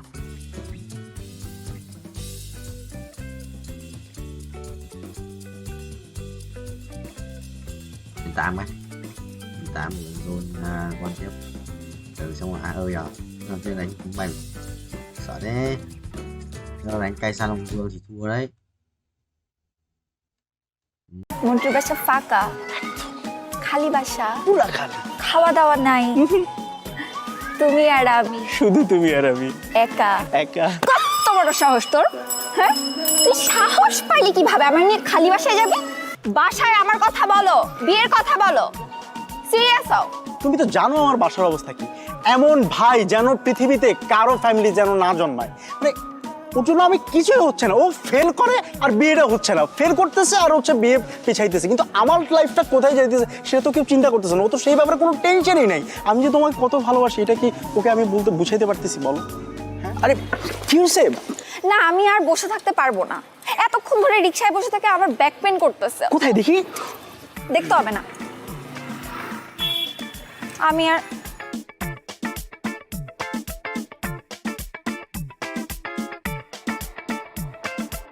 আচ্ছা আশ্চর্য ব্যাপার, তোমার back pain হয়েছে তুমি আমাকে personally বলবা, সেই জায়গায় তুমি রিকশাওয়ালার সামনে বলছো, ব্যাপারটা কেমন না তো? কি হয়েছে দেখি? দেখতে হবে না, আমি বাসায় যাবো, আমার বাসার সামনে দিয়ে আসো।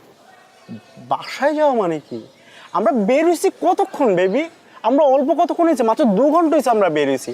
আজকে আমরা সারাদিন ঘুরবো, খাওয়া দাওয়া করবো, তারপর হচ্ছে মন্টুদের বাসায় যাব, তারপরে আমরা যা হওয়ার তা করবো, মানে বাসায় যাবো আর কি। আবার মন্টুর বাসায় কেন? ও ওই যে আসলে হয়েছে কি, ওই যে মন্টুদের ম্যাচের মধ্যে আজকে বিরাট আয়োজনে খাওয়া দাওয়ার ব্যবস্থা করা হয়েছে বুঝছো। তা আমাকে বললো যে হ্যাঁ তুই আসিস, এখন আমি তো একা যেতে পারি না, তুমি ছাড়া আমি কীভাবে যাবো বলো? তাই তো, খাওয়া দাওয়া করবো আর কি করবো? তারপর ধরো ওই যে মানে একটু বসলাম, আড্ডা দিলাম, গল্প করলাম, থাকে না এই আর কি। হ্যাঁ খাওয়া দাওয়া করবো, আড্ডা দিব, বিশ্রাম নিব। বাট তুমি আমাকে কি বলছিলা জানো? কি? মন্টুরা ট্যুরে গেছে বান্দরবন, তোমারও যাওয়ার কথা ছিল, কিন্তু যেহেতু তুমি আমার সাথে দেখা করবা, আমাদের একটা ডেটের প্ল্যান হয়েছে, দ্যাটস তুমি যাইতে পারো নাই। এখন আমার মন্টুর বাসায় দাওয়াতটা বুঝলাম না, বলছিলাম না আসলে মানে আমি না ভুলে যাই সব কিছু বুঝছো, মানে তুমি সামনে থাকার পর না আমি সব কিছু আউলাইয়া যাই, মনে থাকে না আর কি। হ্যাঁ আর তুমিও পিছলাই যাও। হ্যাঁ না না কিছু বলি নাই, কি বলবো, কিন্তু মানে ব্যাপারটা হচ্ছে কি আমার না একটা জিনিস নিয়ে খুব মন খারাপ হচ্ছে, মানে স্ট্রবেরিটার কথা শুনে না খুব মন খারাপ হইতেছে। কি মানে মানে স্ট্রবেরি, যে স্ট্রবেরি কি চকলেট, মানে তোমার জন্য চকলেট বলতে ললিপপ, তোমার জন্য দুটো মানে স্ট্রবেরি ফ্লেভারের চকলেট আনছিলাম, তো ওগুলোর কথা না খুব মনে পড়ছিল। মানে থ্যাংক ইউ। ওয়েলকাম। শোনো এসব ভাওতাবাজি বাদ দিয়ে কাজের কাজ করো, বাসায় আমার কথা বলো, বিয়ের কথা বলো, সিরিয়াস হও। তুমি তো জানো আমার বাসার অবস্থা কি, এমন ভাই যেন পৃথিবীতে কারো ফ্যামিলি যেন না জন্মায়, মানে ওর জন্য আমি কিছুই হচ্ছে না, ও ফেল করে আর বিয়েটা হচ্ছে না, ফেল করতেছে আর হচ্ছে বিয়ে পিছাইতেছে, কিন্তু আমার লাইফটা কোথায় যাইতেছে সেটা তো কেউ চিন্তা করতেছে না, ও তো সেই ব্যাপারে কোনো টেনশনই নাই। আমি যে তোমাকে কত ভালোবাসি এটা কি ওকে আমি বলতে বুঝাইতে পারতেছি বলো? হ্যাঁ অনেক প্রবলেম না? খুব প্রবলেম। আমার কাছে একটা সলিউশন আছে। কি সলিউশন? চলো আমরা পালাই বিয়ে করে ফেলি। দেখো তোমার বাসায় প্রবলেম আছে, আমার বাসায় অনেক প্রবলেম আছে, বাট আই এম সিরিয়াস। এসব বাসার প্রবলেম এত পাত্তা দিলে চলবে না, পালাই বিয়ে করে ফেলি। বেবি তোমাকে আমি এই কারণে এত লাভ করি, তোমার ইন্টেলেকচুয়াল হাইট এত বেশি যে কোন দিন জানি তোমার সাথে থাকতে থাকতে আমার হাইটটাও 6 গিয়ে পৌঁছে যাবে। 6 কি ফিট, ইঞ্চ নাকি সেন্টিমিটার? না না ফিটই তো, ফিট। ও মন্টু বাসায় নেই তাই না? না না বাসায় নাই তো। তাহলে মন্টুর বাসায় আমরা যাবো কিভাবে? কারণ চাবি আছে তো আমার পকেটে। চাবি? হ্যাঁ। মন্টুর বাসা ফাঁকা, খালি বাসা, পুরা খালি, খাওয়া দাওয়া নাই, তুমি আর আমি, শুধু তুমি আর আমি, একা একা। কত বড় সাহস তোর, হ্যাঁ? তুই সাহস পাইলি কিভাবে আমার নিয়ে খালি বাসায় যাবি? তুই কি মনে করছস আমাকে বলবি যে চলো আমরা খালি বাসায় যাই, তোর সাথে আমি ফুরফুর করে চলে যাব? ঠিক আছে, না গেলে তো আর কিছু করার নাই। পিছলাইতেছ না? আসলে তুমি না আমাকে নিয়ে সিরিয়াস কিনা আমি সেটাই বুঝি না। আমি বাসায় একা একাই যাচ্ছি, আর তোরে ললিপপ তুই খা খা খা। Baby, baby lollipop.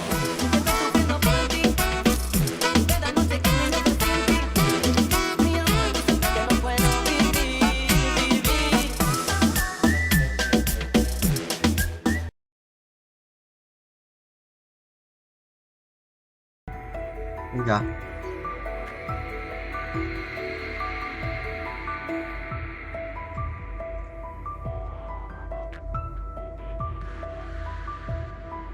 এই মুখ cửa được giờ ngay vậy ngay như điên mà chịu trốn.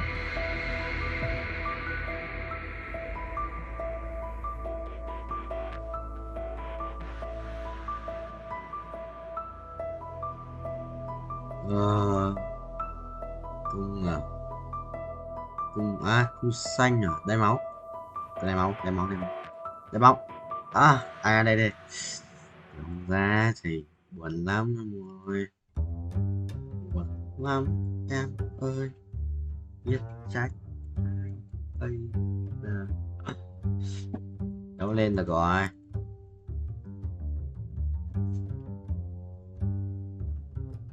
Vừa mới 8 mẫu 2 sao nữa. Thiếu tận 68 tiền cơ, mới có 53 tiền. Dạ đủ.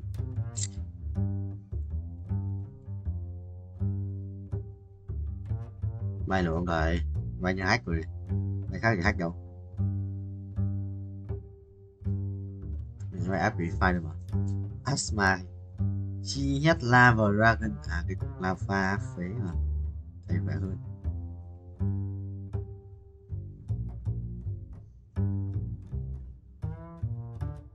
Thầy vừa đánh oan của nó còn chết cơ. Thằng thì top 1. Bạn cao tầng top 1 vậy. Thắng top 1 này. Nếu sao thắng thì thằng top 1 rồi. Phải thắng không vậy? Bắn cho nó bắn nhỉ? Nhanh ghét. Thắng đi. Chưa thắng rồi, gần thắng. Khiếp, tôi bắn toàn để chiêu bắn được mà. Đéo có đam. What the hell, 5 phép. Chiều rồi, toàn 5 phép ạ.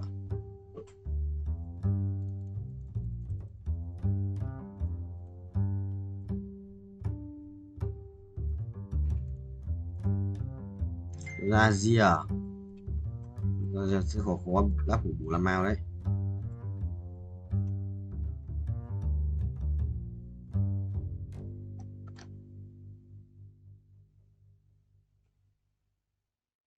Cầu nguyện đi.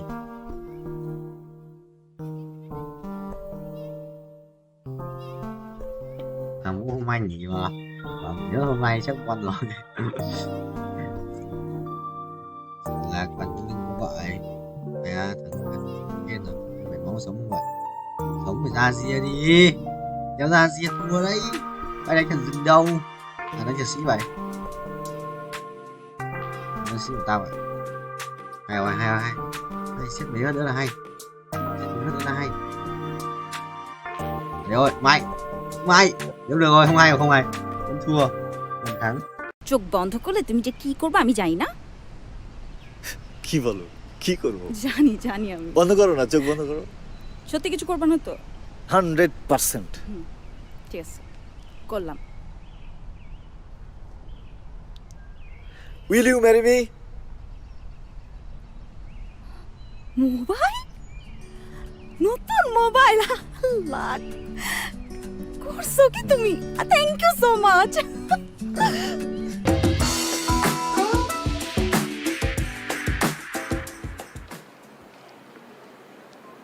K? Sir courier. দাঁড়াও।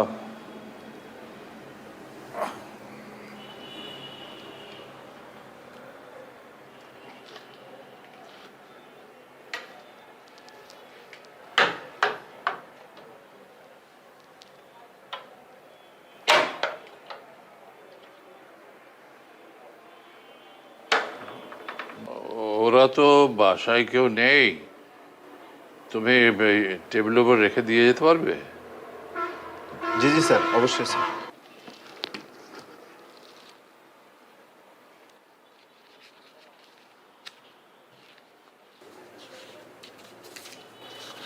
Sir receipt sir, সই লাগবে sir একটা।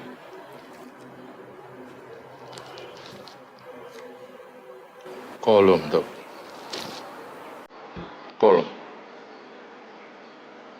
Sir bike থেকে নামার পরে sir কলমটা খুঁজে পাচ্ছি না স্যার। স্যার একটা কলম হবে?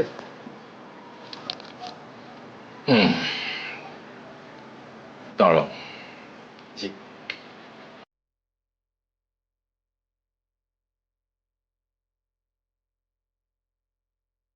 যেহেতু আমার লোন দেওয়ার মতো লোকের অভাব, তাই আমি প্রথম পদ্ধতিটাই বেছে নিলাম। নিজের জন্য নয়, এই জীবনে প্রথম আমি চুরি করলাম, যে আমার মন চুরি করেছে তার জন্য, মালার জন্য।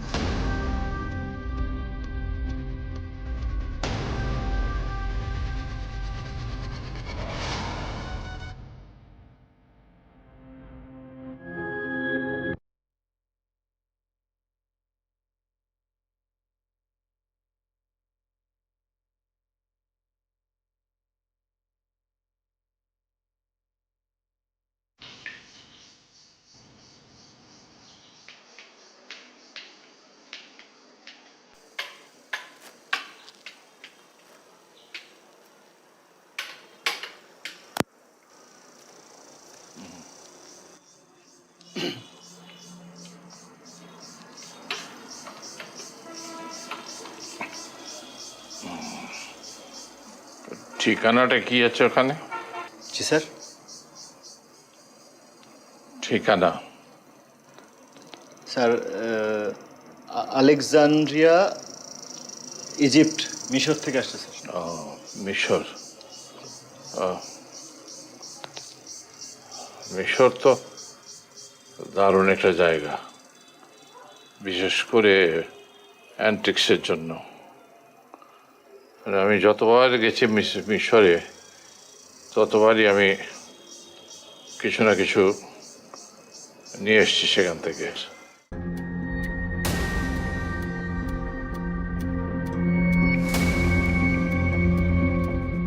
স্যার আজকে আসি স্যার। হ্যাঁ আজকে আসি স্যার, একটা ডেলিভারি আছে তো। ও আচ্ছা, এসো।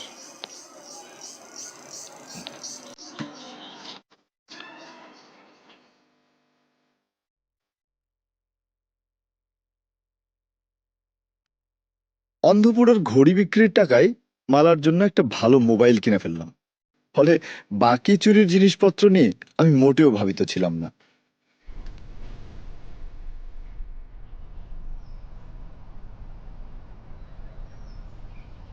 মালা, আজকেও দেরি করে আসছো, প্রত্যেক দিন তুমি দেরি করো, কি সমস্যা তোমার? তুমি না বলো যে আমার মধ্যে একটা নায়ক নায়ক ভাব, দেখো না সিনেমায় নায়ক দেরি করে ফেলে, নায়িকা অপেক্ষা করে থাকে। আচ্ছা sorry sorry sorry sorry sorry, মন খারাপ করো কেন? তোমার জন্য একটা জিনিস আনছি, বলো কি আনছি। কি জিনিস? দাও। কি আনছো? দাও না। না না না, তুমি একটু চিন্তা করে দেখো কি আনছি। এত চিন্তা করতে পারবো না তো। দাও। বলো, মাথাটা একটু খাটাও। আরে কি ঘোড়া ডিম নিয়ে আসছো, দাও না, দাও। আচ্ছা তাহলে চোখ বন্ধ করো। চোখ বন্ধ করলে তুমি যে কি করবে আমি জানি না। কি বলো, কি করবো? জানি জানি আমি। বন্ধ করো না, চোখ বন্ধ করো। সত্যি কিছু করবে না তো? 100%। ঠিক আছে, করলাম। Will you marry me? Mobile, নতুন মোবাইল, লাখ করছো কি তুমি? Thank you so much.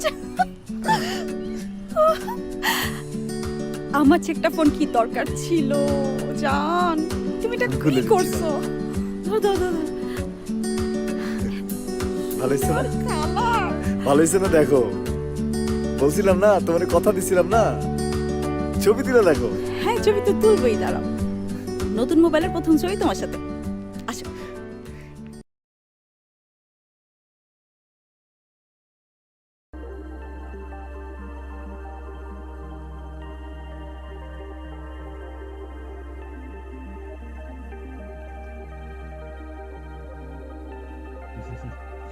Chọn nó ngoài bùi.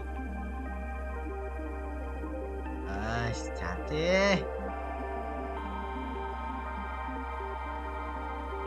Ra đen này, một cái giọt nước mắt em ra rơi thì ai đâu. Cảm ơn visa đen mà hôm qua anh bảo cảm ơn visa đen. Mày bảo thế mà ai bảo cảm ơn visa đen.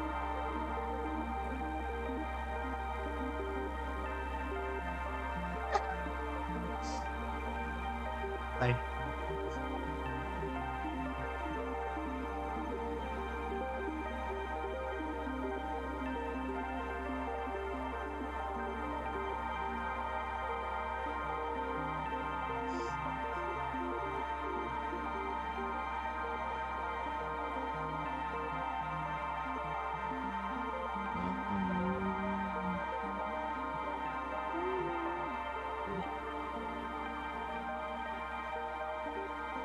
Nghe mày chồng. Không. Mình nghe không được.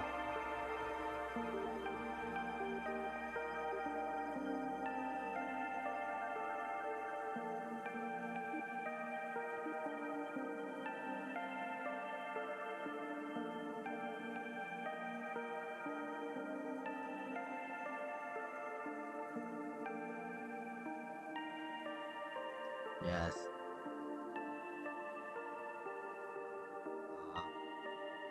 Người nghe các bạn nói à? Các bạn bàn chuyện vui quá thì em mở một giây sao?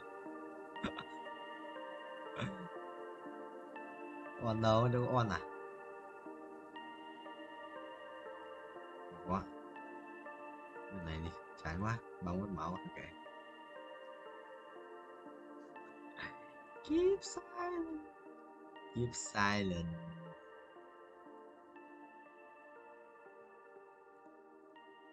Oh. That's how like Walker. That's how. That's how life work. Hả?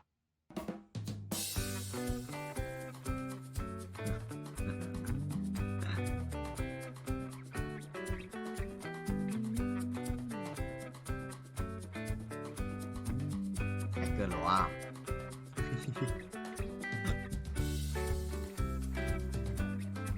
Ui xét này.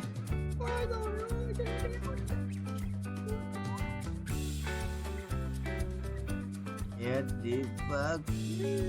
Xét này, ta xét rồi. Xong. Với comeback được mèo. Em đang mua thả 16 máu á. 16 máu.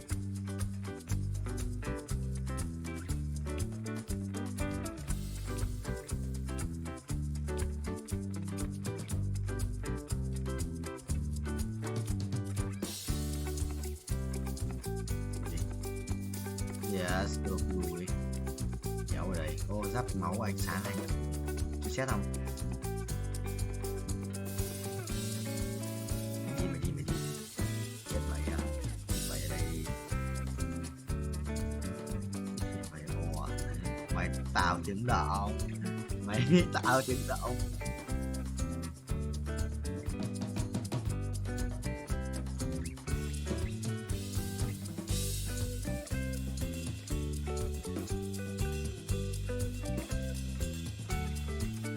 Lắp cái gì luôn.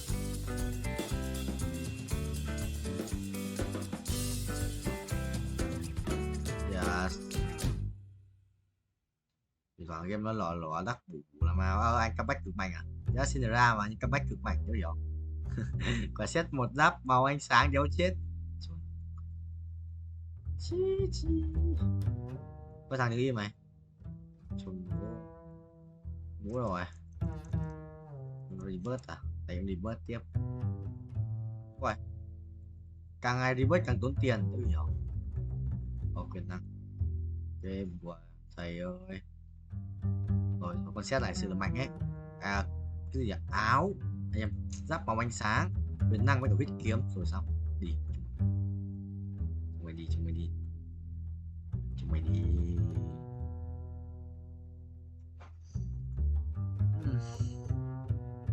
Để phát chết hết bọn này không?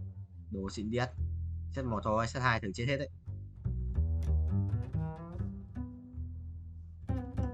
Bế luôn con đấy. Mày đi. Tàu điên. Có set quỷ điên. Con Ken làm giáo vì cơ. Thôi thua. Thua không? Đéo thua. Thua. Một chết. 5 máu, giờ chết. Phải chưa thì rồi. 8 cái, đắp bú con acid. 36 chơi được. Nó dạo quan hẳn này. Mua ra xét này. Con này.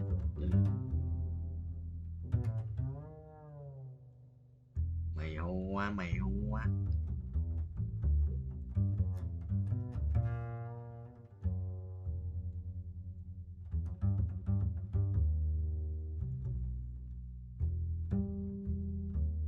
Đó là gì ạ? Alo. Nói chuyện được không vậy? Anh Trung ca. Thì sao chết à? Mày đi cướp việc của tao.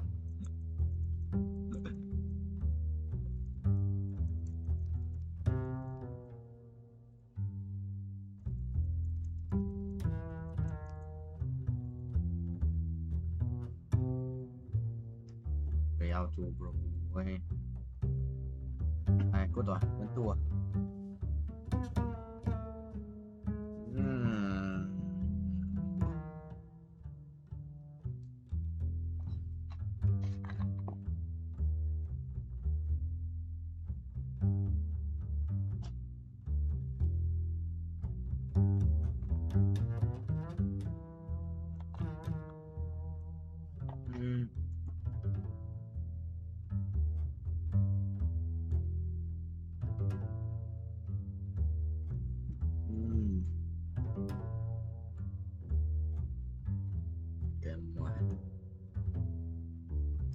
Đánh ba rồi.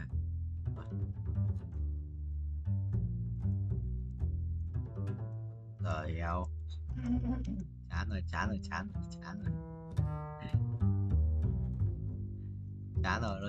chán rồi. 54 rồi.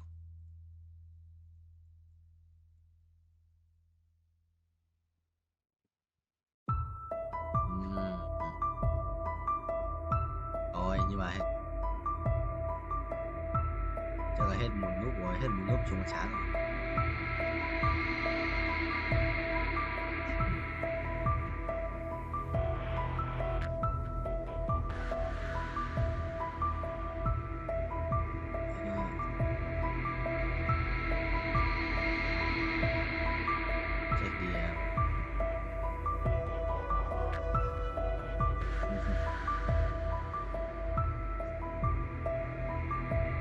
Giờ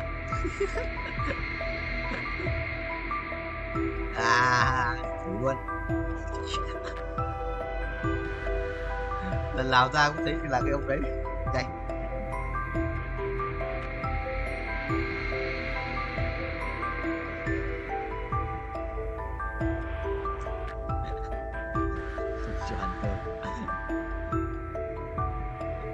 Giống khi mà lại đôi khi quên à. Sớm rồi.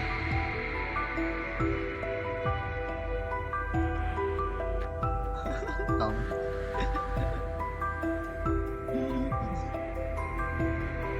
Đó là sự kiện đây toàn. Dạ.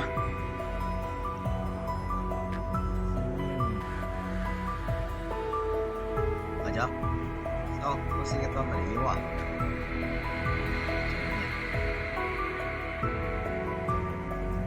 Sự kiện toàn chặt.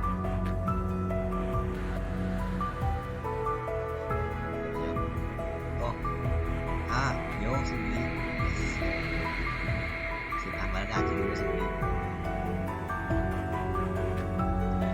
Thuốc. Ít chim.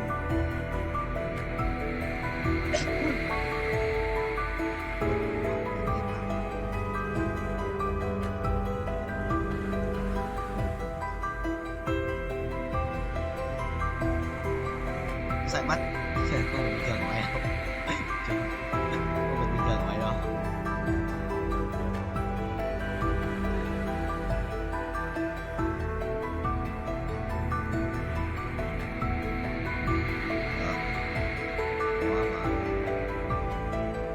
Nhà chúng này, nhà xanh được, có chắc chắn xanh. Đấy. Mày thạch đầu, đâu mày chắc thấy mà. Tao gửi ảnh gái gì đấy, chung qua tao ghi xe đứt nữa. Nè, kinh vãi.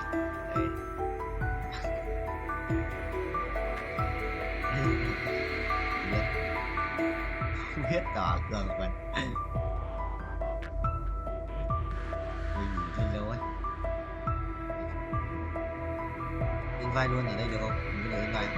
Được. Đấy không? Có cái không các bạn có được in vai không? Cái gì nhỉ? Tên là gì? Tên là cái gì? đâu nó hiện lên mà. Nó hiện, nó ấn mất rồi mà. Ấn cấn nó vào. Rồi voi đây. Rồi voi. Nope. Sao anh cần quạt nhau thì tao up lên nhé anh nha. Anh cần quạt nhau.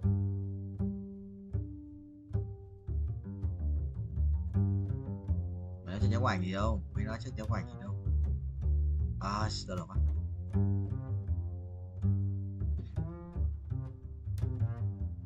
Picture. Mày.